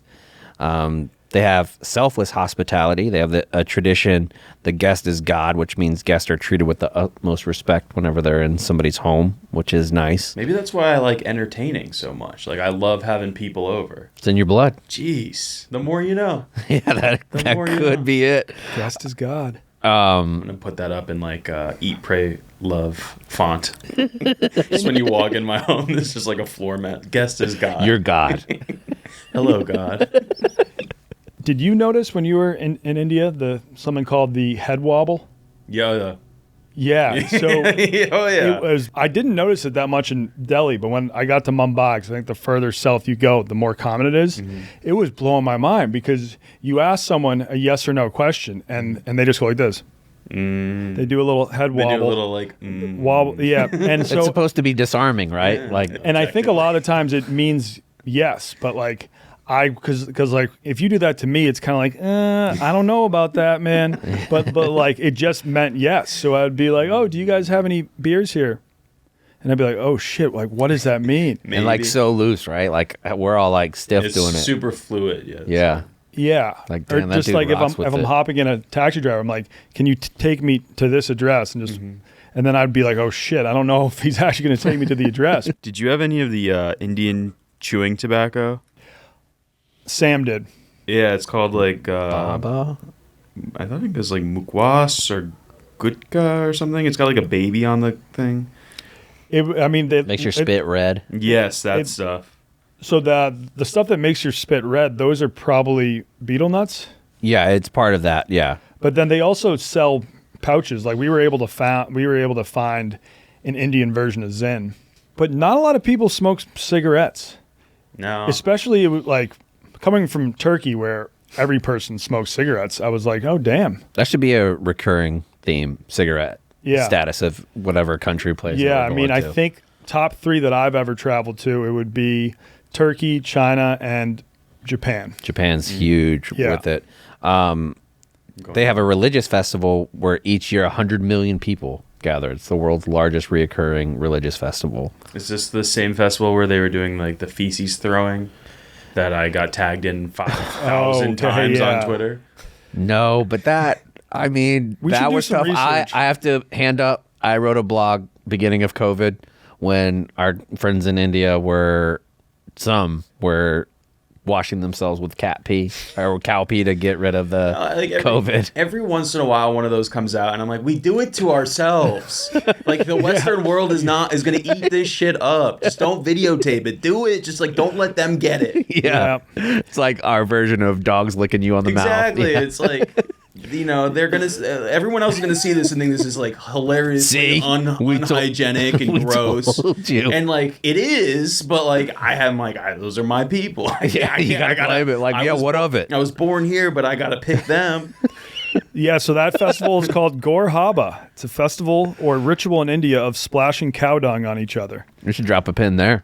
Yeah, You guys got to get a map in here so you can show all the places you. we put do. I think we are Yeah. working on that. We have the Rat Temple. You familiar with the, Rat Temple? Yes, I know the Rat Temple. Yes. 25,000 rats just hanging out, chilling. Because they believe the rats are the descendants, like the reincarnated descendants of this famous kind of saint or this Yeah, famous. Karni Mata. And speaking of rats, Sam did step on a rat his first day in Mumbai. He was going for a nice little evening stroll, and then he just hears like a crunch, looks down, and stepped directly on one. And they're big. Yeah. Some of those rats are fucking No, that would huge. like. They're in New York. I don't have like a huge fear of rats. I obviously prefer not to see them, but I think if I accidentally crushed a rat's skull, I would be traumatized. As far as religion goes, I feel like some of the religious aspects of India make more sense than what are like in Western religions. Like the idea of reincarnation to me makes you want to be a better person if you really believe that than probably anything else you could do. Yeah. Like, because you're coming back your next life, like however you left the world. left the world. Yeah. Like, why be a shit person? Like heaven or hell, like it's one or the other. You know, Yeah. like you get into one, you're like, okay, this is where I'm at. Reincarnation, I'm trying to be I want to be the guy living in that 37-story fucking house next time. I want to do some real good shit. You can't be buried then. You would have to be cremated, and then you have to have your ashes released in a special body of water in India. I think it's just the Ganges, but Yeah, it's the Holy River. I was able to see that being done in Nepal. They burn the bodies, and then I think either throw the ashes in the river. There's like a whole process ceremony. And the Ganges in Nepal then flows into India. And that's where Varanasi, that's like the holiest city in India, I think. so you might have to change up your will. You can see that Yeah. being be done. reincarnated. Right now, it says I want to be buried in a tree. Okay. Yeah, I want my ashes to be put into like a tree bulb and then just planted somewhere. Yeah, that's honorable. But then you're picking your destiny. You'll be a tree. Yeah, true. Yeah. So if you wanted to become Being a like tree as would be dog sick. or Yeah. another human, you're kind of ruling those out. Yeah, or a rat. Or a rat. You could be a holy rat in India. I'd love to have somebody drinking my piss too if I was a cow. Showering in it. Yeah, getting underneath there, straight to the spigot, fresh Yeah. steam rising above you, all that. Since you stayed in hotels, like you didn't have to do any of like the bucket baths or any of that. No, Where, like, I did not. Yeah, that was like one of the weirder things for me. So like when I went, the village that my grandmother's family is from was where we stayed, or actually my grandfather's village. And so my parents stayed in a house a couple of miles away from it because they were like, I'm not doing this shit. I was like, I kind of want the experience. Like, Yeah. we're here, I might as well. And so the hardest thing was like, the bucket bath. So every day you'd have to like fill up the bucket with like the right temperature water. You're just standing there butt ass naked in this like stall with a cup, and then you would like pour it on your body, and then you'd like get your shampoo, get yourself lathered up, then do it again, and it was like weird experience. Yeah, I have had to take those, just not in India, but when I was doing a homestay, when I went abroad to Africa in college, I had to take a lot of those. Yeah. As long as the water's a solid temp, it can be okay. Yeah. But If you want a lot of easily available water, there's a place called, this is an unbelievable transition, by the way, that I just did. It's Masaram is what it's called. It's a city that averages 467 inches of rain annually. And the people have adapted because obviously if you have that much like washout whenever you're doing anything farming wise, engineering is going to happen.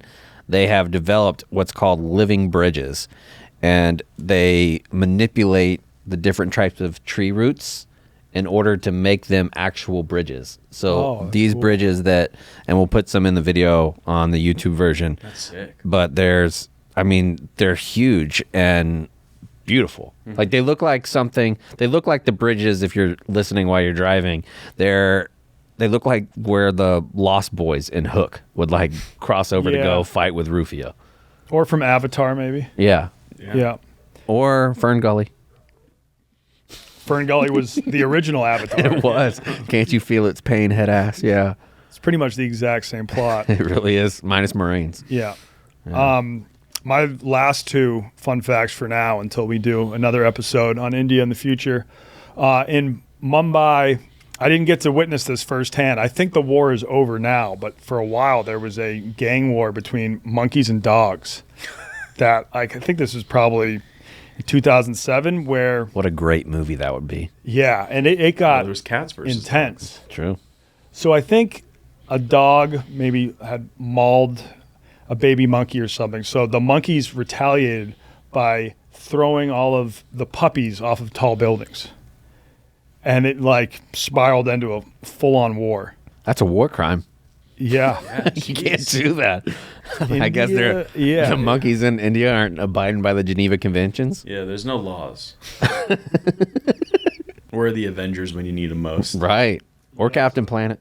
We could do a deep dive on just the festivals that happen. Yeah. On my first trip that I was planning to India, I was going to be there when they have the Rural Olympics, which I thought would be cool to check out. For sure. Yeah, and they do like tractor racing, kabaddi, like all these crazy sports, probably plowing.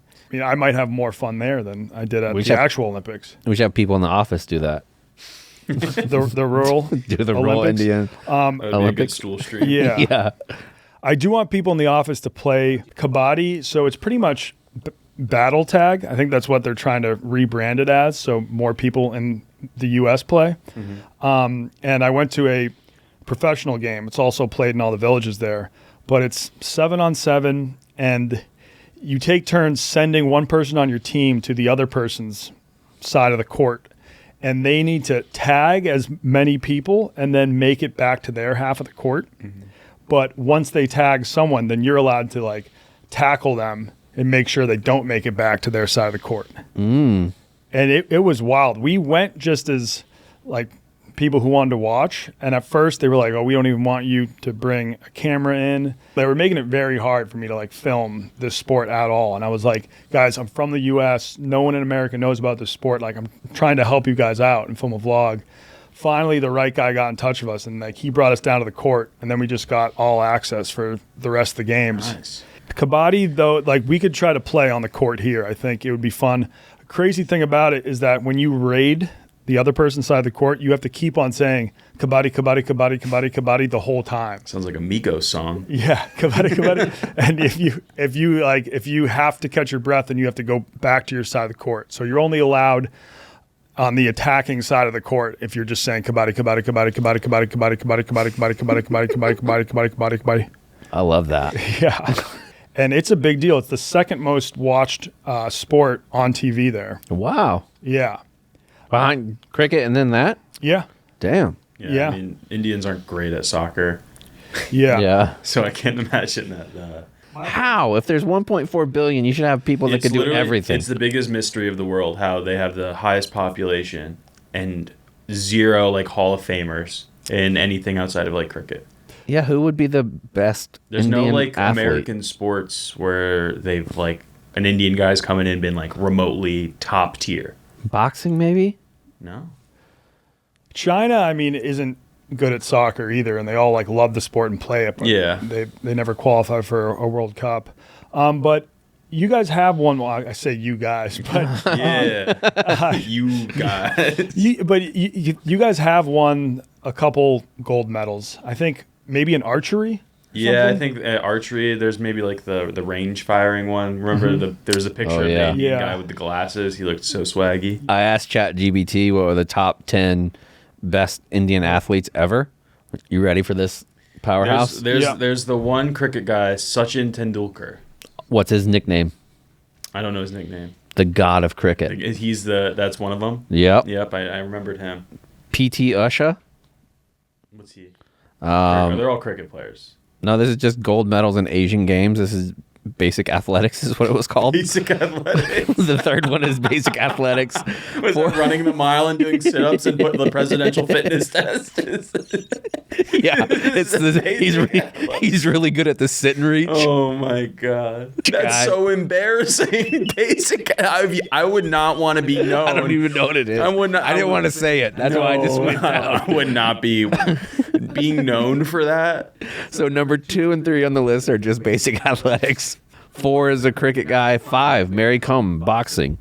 She was known as Magnificent Mary, and she's a 6-time world boxing champion for women, including being the bronze medalist. Indian person named Mary. Mary Kom. Come on. Yeah. She ain't Indian. Then we got number 6. The 6th best athlete in Indian history is a badminton player. Okay, yeah, I know, Yeah. I know. We fuck with badminton. Number 7's a badminton. Number 8. Hold on to your dicks, folks. We got ourselves a fella named Major Dhyan Chand. He is known as the Wizard of Hockey. No way. Hockey player. Field hockey. Oh, yeah, that makes a lot more sense now. He led India to 3 Olympic gold medals in 1928, 32, and 36. Yeah. So that was before the whites got good at it. Or before ice, I think. Yeah, before I Pre-ice. I remember that from being at the Paris Olympics that the Indian squad was known to be pretty competitive in field hockey. Okay. I would love to see the USA try to field a male field hockey team. Put LeBron out there. I mean, you should Probably not LeBron. That's you should just take any guy, any American who tries to like play hurling or anything like that, like recreationally. Yeah. They would have a shot to be on that team. Yeah. Yeah? Paul Bissonnette, he probably wouldn't be bad at field hockey. No, I bet he can lace it down there. Are you familiar with Niraj Chopra? I think I've heard that. He's a javelin thrower. Okay. Gold medalist in the 2020 Tokyo Games. Okay. So not too long ago. All right. And then to round him out, I think, is the fellow that you're talking about, the shooter, Abhinav Bindra. And he was the first Indian to win individual gold medal, and that was in the 2008 Beijing Games with the 10-meter air rifle is what he did. Hell yeah. All right, well, I think we covered a lot of ground. Yeah. I mean, I had one last fun fact, but it is not a fun fact at all. It's No, let's actually- do it. It's a very sad fact. Well, it's not sad. It's disturbing that for a while, up until maybe the 1700s, in Hinduism, they had a tradition where if you died, your wife would then have to light herself on fire on top of your grave. Oh my god. Yeah, that's not a fun fact. No. Yeah. No, that's not. So yeah, it was when the husband dies, and they obviously are going to cremate the husband's body. The woman has to jump on top of the husband's body and then spark it all up. That's crazy. Yeah.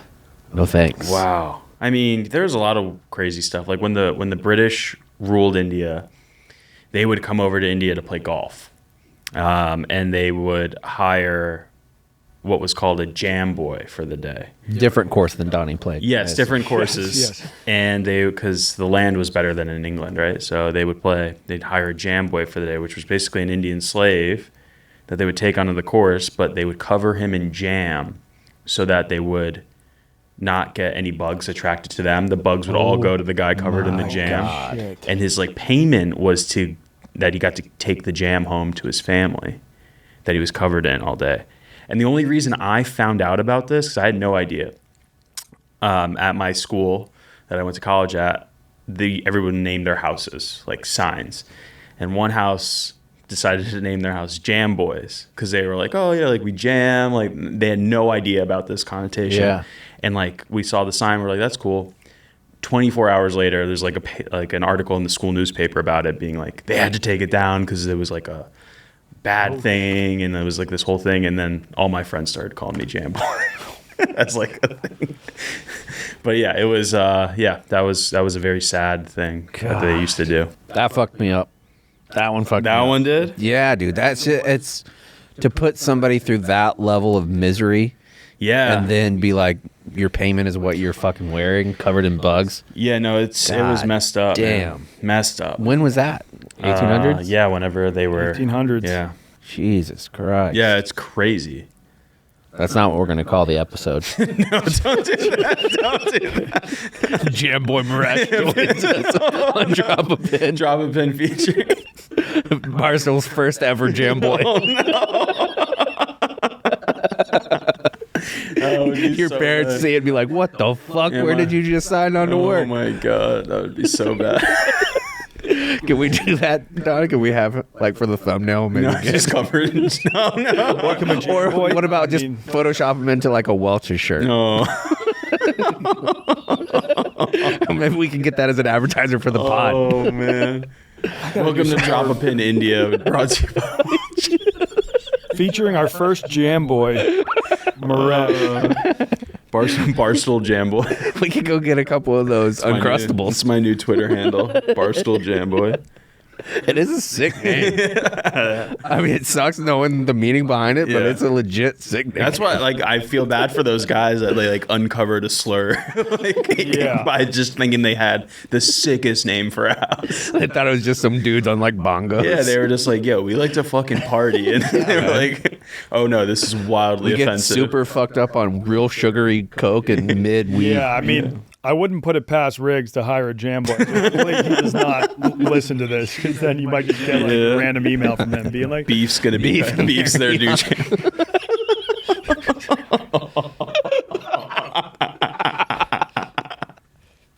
Oh man. fucking bullshit. I thought I'd be playing golf. I'm out here covered in fucking boysenberries. Peach marmalade. It's not even regular jam. It's like super fucked up varietals that you get in like a gift basket for Christmas.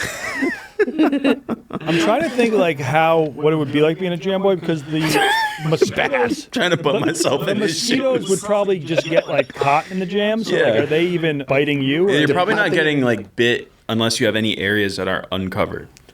Okay. Because yeah, it's probably It really just better do it. depends on the. Did you go to Costco to get the Yeah. jam? Oh, Yeah. yeah.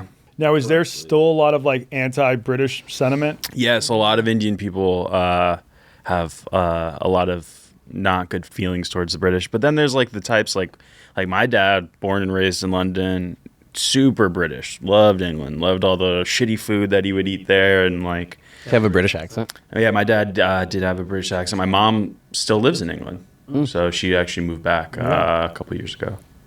And I mean, they just appropriated the food in India, and now curry is I think it's the Yeah, chicken tikka national masala is like a dish pub food. of England. Yeah. Yeah, it's one of the national dishes, I think.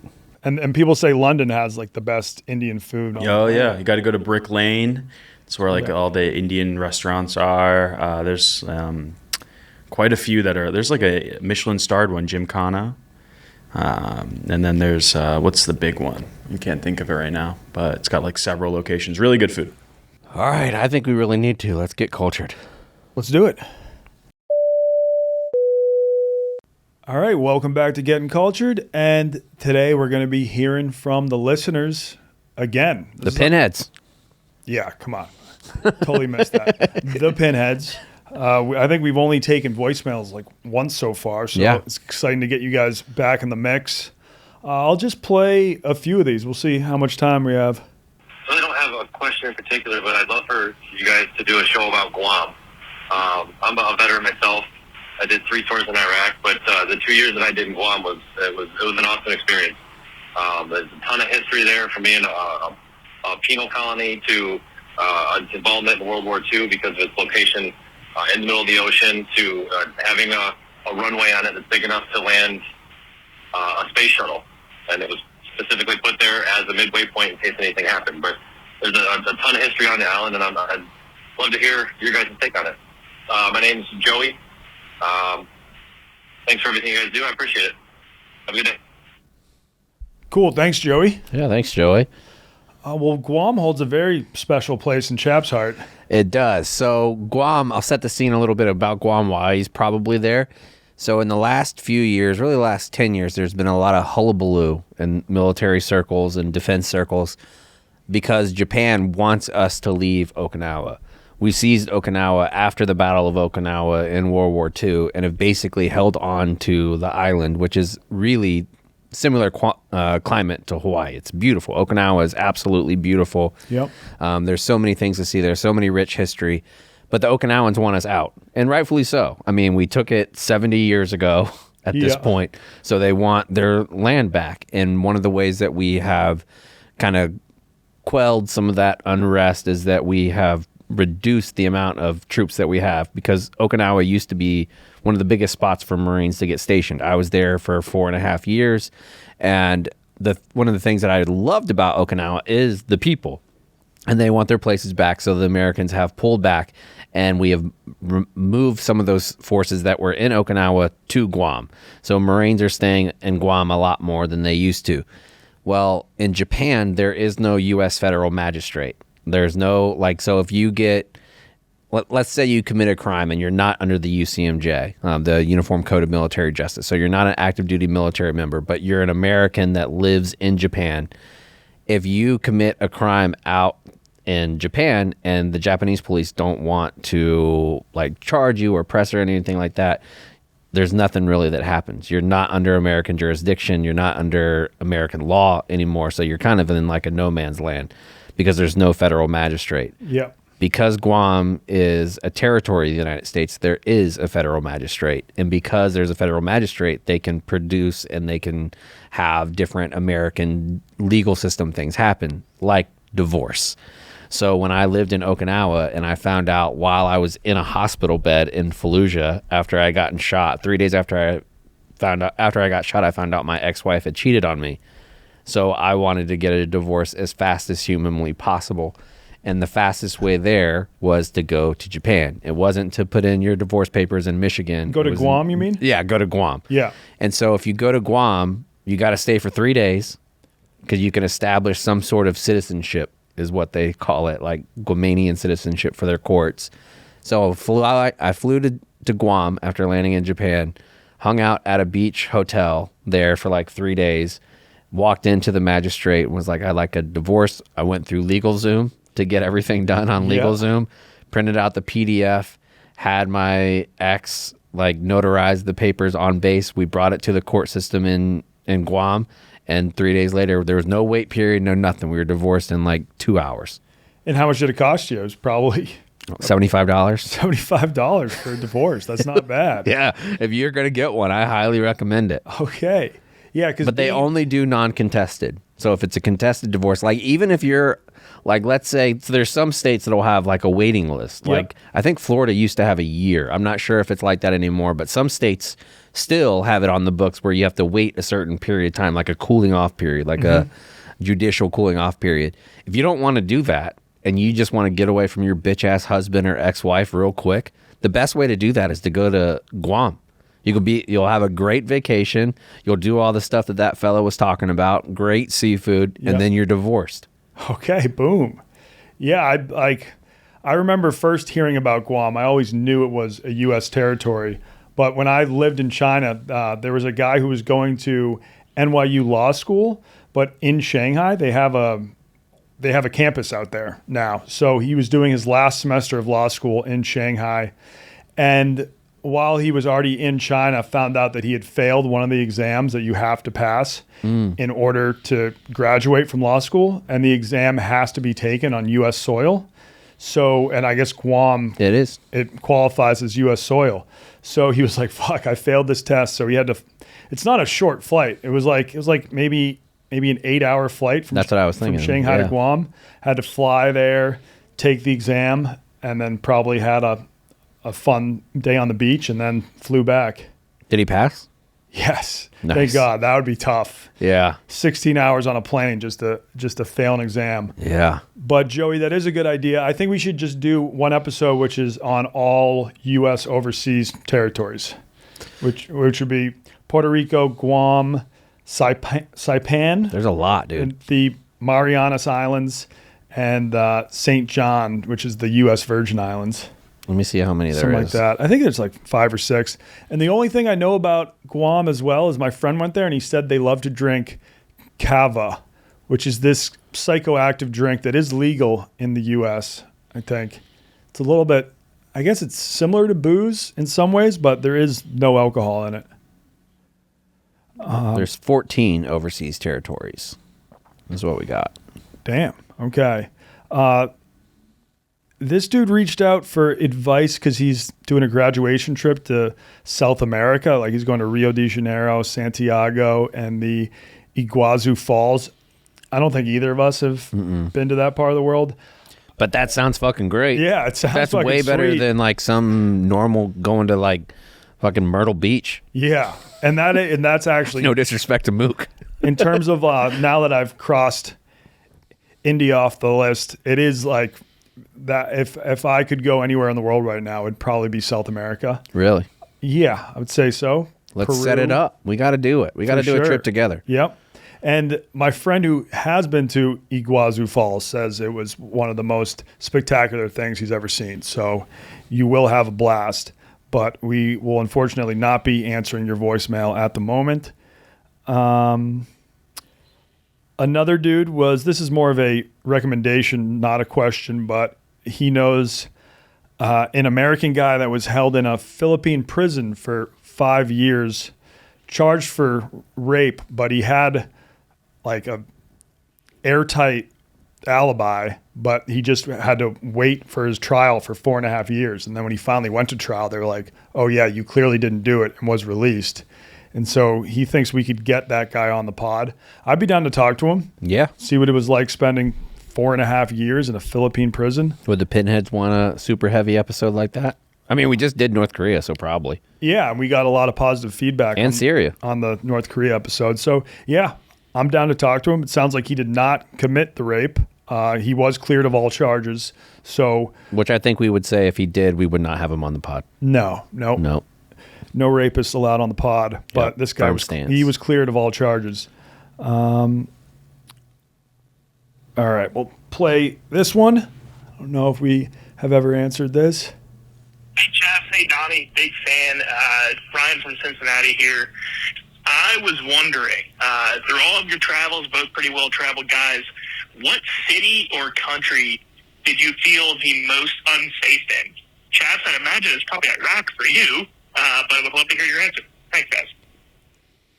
Yeah, I guess maybe the country where you were shot was Yeah, probably Fallujah the was pretty most- bad. Yeah. Yeah. I felt unsafe there. Travel wise, I don't know.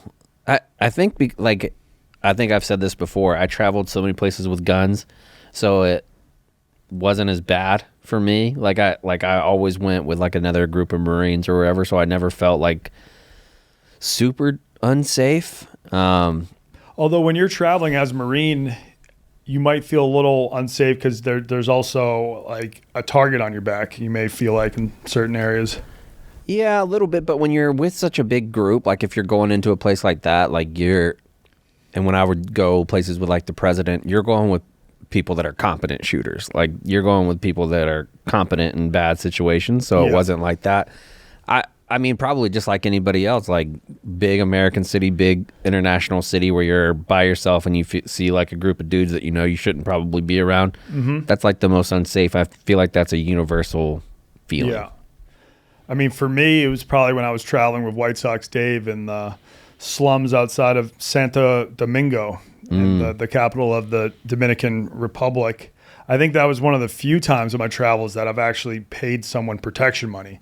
We were with these guys, like, we can show you around, and they were telling us, they're like, it's not safe, but if you pay us $200, we'll make sure no one fucks with you too bad. And so I was like, okay. But how does that work, though? Well, I think it was just like, hey, listen, we'll make sure no one tries to rob you, mug you, hurt you if you pay us the money. And so that's a price I was happy to pay. Yeah. And like, they took us to pretty much a trap house there where we went in the back. People were bagging up drugs. And it's like, if me and Dave just tried wandering around that place on our own, it would not be great. Yeah. Yeah, especially because we had cameras too. They were like two white guys walking to a trap house, like holding cameras. Like, you're going to get fucked up. Right. But they were. And that's not country dependent. Yeah. That's more of an occupational wherever hazard. you go. But because we had paid the protection money, they were good. And then like at the end, I was kind of like nervous at the end because we paid them half up front and then we had to pay them more at the end. And they like drove us to an ATM. And if like at that point they were like, take out all the money you have in the ATM. Yeah. There's really nothing we could have done about it. No. But they were cool. We still just stuck to the price that we agreed on, and it was all good. And then I guess in the Las Vegas tunnels felt with the guy with the gun, yeah, right? Yeah, there was a guy who I guess like was about to pull a gun on us. Once again, it was because two white guys come out of the shadows holding a camera in his face. But I mean, in terms of, I think that's probably it that I can think off the top of my head. Even when I was in the middle of the slums in India, I never felt too unsafe. Yeah. I was just like, oh, fuck, I probably shouldn't eat this, or I'll like, I could More die. worried about your butthole health than your face? Yes. Yeah. Yeah. More worried about like accidentally stepping in a river full of sewage and then being fucked. But yeah, I didn't feel unsafe in India at all, besides all the concerns about sanitation. And this one guy, it looks like a really long, so I might need to just like summarize it. We'll see. The most unsafe I've felt here in Chicago so far, easily, because the first year I was here, all I did was ride my bike to work every day. Like I rode my e-bike in, cruised along like 30 miles an hour, and I didn't really care what route I took for the most part. Like I would just go whatever fastest way GPS said, because I'm not super nervous about having to defend myself or anything like that. Like get into most areas, I feel like I'll be fine a lot of the times. But my bike, when I was going through this town called Austin here, which is a pretty rough town, probably top 2 or 3 bad neighborhoods in Chicago. Oh shit. I was rolling through like right in the middle of this town, and my tire hit like a tack or something like that and completely disintegrated the back tire. And this e-bike is like 70 pounds, 70, 80 pounds. So you're not like putting it over your shoulder and running away. Yeah. And I'm stuck in the middle of this terrible town. Like dudes are coming out looking at me, and like this guy clearly doesn't belong here. I'm a white guy. At the time I was wearing I'm riding a yellow fucking bike with a bright yellow helmet on. Yeah. I have like a pink shirt on that's like the old Pizza Hut, the reading book club. I was wearing one of those shirts, and I'm like, it's very clear I don't belong in Austin. And I had to call my wife. I was like, drop what you're doing right now and come get me. Okay. And she was like, well, I'm trying to finish it up. I was like, no. I dropped a pen. Yeah. And I was like, come get me right now. And the whole time I felt like I was on the cuffs of getting really fucked up for being in the wrong area. But at the end of the day, no one actually came up and harassed you. Luckily, I mean, my house is legit 4 minutes from there. It's crazy the difference like a couple streets in Chicago makes. Yeah. But as soon as she was there, like threw open the back end of the Tahoe, tossed the bike in there as fast as I could, and we got the fuck up out of there. Okay. Yeah. But yeah, nobody messed with me, but it was nighttime. It was dark, and you're in an area where you know that you shouldn't be. Yeah. And when I had moved up here, because you're looking at buying a house, like you look at crime stats of where you're going to be and I knew where I was at was one of the bright red spots. Like my house is green, like nothing going on, but then you go 5 or 6 blocks a different direction and it's completely a different city. Yeah, I got so used to living in Shanghai where there like wasn't a single part of the city where I would feel unsafe walking alone, even at 2 or 3 in the morning. Yeah. It's just a very safe place. And then when I got back to the U.S., I still kind of had that mentality, like, oh, I can walk wherever, it's fine. And I had arrived at the train station in Charlotte, North Carolina, and then I saw on the map it was only a half-hour walk, and I had like 4 hours to kill. Yeah. But this was at night. Like this was like 11:30 p.m. And I was like, you know what? I'm just going to take a nice leisurely walk from the train station to the airport. And like I start walking, and I was like, okay, this is actually kind of more shady than I expected, because you're walking down these streets that aren't meant to be walked down. And then I was walking, I have all my bags too. I'm just like rolling my bags, whistling. And I walked under a dark bridge, and like a guy came out of the shadows and walked up to me, and I was like, oh, here it goes, about to get all my shit stolen. And he ended up just like asking for some, he was like, do you have $1? So I handed him a $1 bill, and then he was like, do you have another $1? And then I like handed him one more $1 bill. And then he was following me, and he was like, do you have another $1? Do you have another $1? And I was just like, I had to take out my phone and be like, sir, if you don't back away, I'm going to call the cops. And he eventually backed away. And that's when I came to my senses, being like, what am I doing? Like, I needed to call an Uber. Yeah. And then I called an Uber, and I was like, okay, yeah, I'm back in the U.S. And then you hear that guy's phone ping, and he's like, oh, I'm already here to pick you up. Yes. It's the same dude. So yeah, that was just a rude awakening. I was like, all right, I'm not in Shanghai anymore. Right.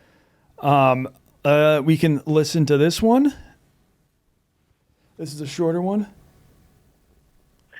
Hey guys, Phil from Buffalo, big traveler myself, and my question for you guys has to do with the World's Fair coming up in Osaka. I'm super excited to go for it, and I was just wondering, what like festivals or like once in a few years type of things like would you most want to see that takes place? So enjoy listening, keep up the good work, and take care. Well, I got one in terms of a festival that I would like to see before I die, and that's Running of the Bulls. Yeah. Because I've heard just the surrounding party atmosphere those 3 days it's one of the best in the world. So, and now that they don't kill the bulls at the end, yeah, it's better. Yeah, it's better, because Liz Gonzalez, I think at one point pitched Dave like me and her going to Running of the Bulls, and he was like, don't they murder all the bulls afterwards? And then vetoed the idea. But now he might be okay with it, seeing they don't kill the bulls. And like, how many people go? Probably, I don't know how many thousands of people. And nowadays, I think only 1 to 4 people get gored. And those are the 4 people that are like looking to get gored. Because there's a long kind of like, there's a huge crowd of people that are running from the bulls. It's the people that go all the way in the back that are trying to run like as close to the bulls as possible. Wild cards, no thank you. Yeah. Absolutely not. Probably a bunch of Australians, I would assume. Those guys are nut jobs. I've always wanted to go to the Rocky Mountain Festival, the Rocky Mountain Oyster Festival, like the Cowball Festival. The Bull Testicle Festival? Yeah. The Testicle Festival? Yeah. Now, is there like live music, or is it just... Yeah, there's music. They have all kinds of stuff, and there's dishes. They have like competitions where they'll make it out of like bull or pig or sheep, like testes. They do like deep fried. It's basically like the Texas State Fair, but with balls. Now, Rocky Mountain oysters, they actually aren't as bad as they sound, but I wouldn't... No, they're not. I wouldn't say they're great, though. Like, I don't know if I'd be like, oh, I got to go to this festival because they're going to have like 7 different types of deep fried bull's balls. Yeah, I think it just make good content. And I'd also like to go to the one where they throw the tomatoes. That's in Spain as well. Yeah. Yeah. It's like the world's largest tomato fight. That looks awesome. There's a festival like the Rocky Mountain Oyster Festival, but it's in New Zealand. And I remember reading an article that they were selling shots of bull jizz. Would you ever take a shot of bull jizz? Just for fun? Probably not for fun. For money, yeah. Okay. Yep. That makes sense. I think at this point in my life, I think I'd do a smooth $1,500. $1,500 for a shot of jizz? Yeah, because They claim. Well, and first off, like if it was human jizz, I assume you'd be 500? charging a lot more. Oh, I was gonna go less. You were gonna go less. Yeah, I think that. Some people do that for fun. Yeah, but for some reason, I feel like bull jizz makes it like more acceptable because it's like you wouldn't eat human. No, but you would like if I give you pause if I said, "Would you take some of this breast milk?" Right? But if I gave you a cup of milk from a cow, you'd be fine. Even though you're just breastfeeding off a cow. That's why I think you would like want to charge more to drink human jizz as opposed to Oh yeah, that makes sense. bull jizz. Yeah. Yeah. Logically, yeah, that was a fallacy by me. Yeah. Yeah, I was reading about All right, 1800. Okay. 1800 for No, I'm going that's got to be like How much we talking? An ounce? yeah, if it's a that also legit varies. shot. If it's like a legit shot. Ooh.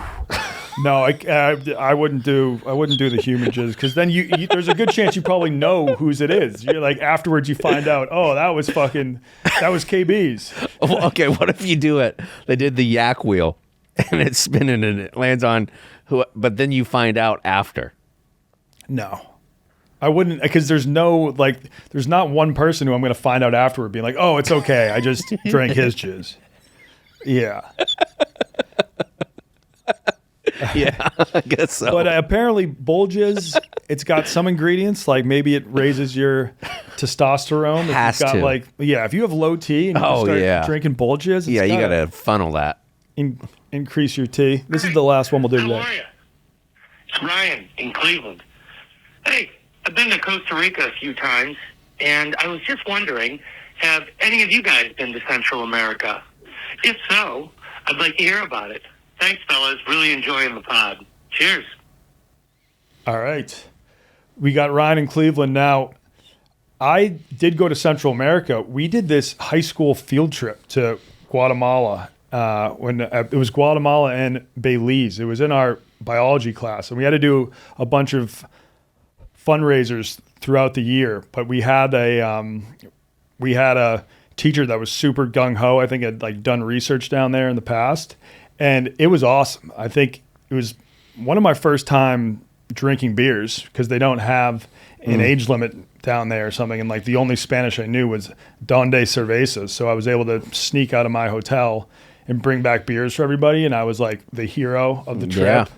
Yeah. So that was awesome. But then it was also just a very cool spot. We went to Tikal, which are these ancient Mayan ruins. I think it's where they filmed some scenes from Star Wars or something like that. And you're a Mayan guy anyway. Yeah, and I'm a Mayan and Aztec guy. So, yeah, I think that those are the coolest ancient ruins I've seen because they're super tall temples. Yeah, I haven't been to Central America. But yeah, Costa Rica, I think gets ranked like one of the happiest places in the world. Mm-hmm.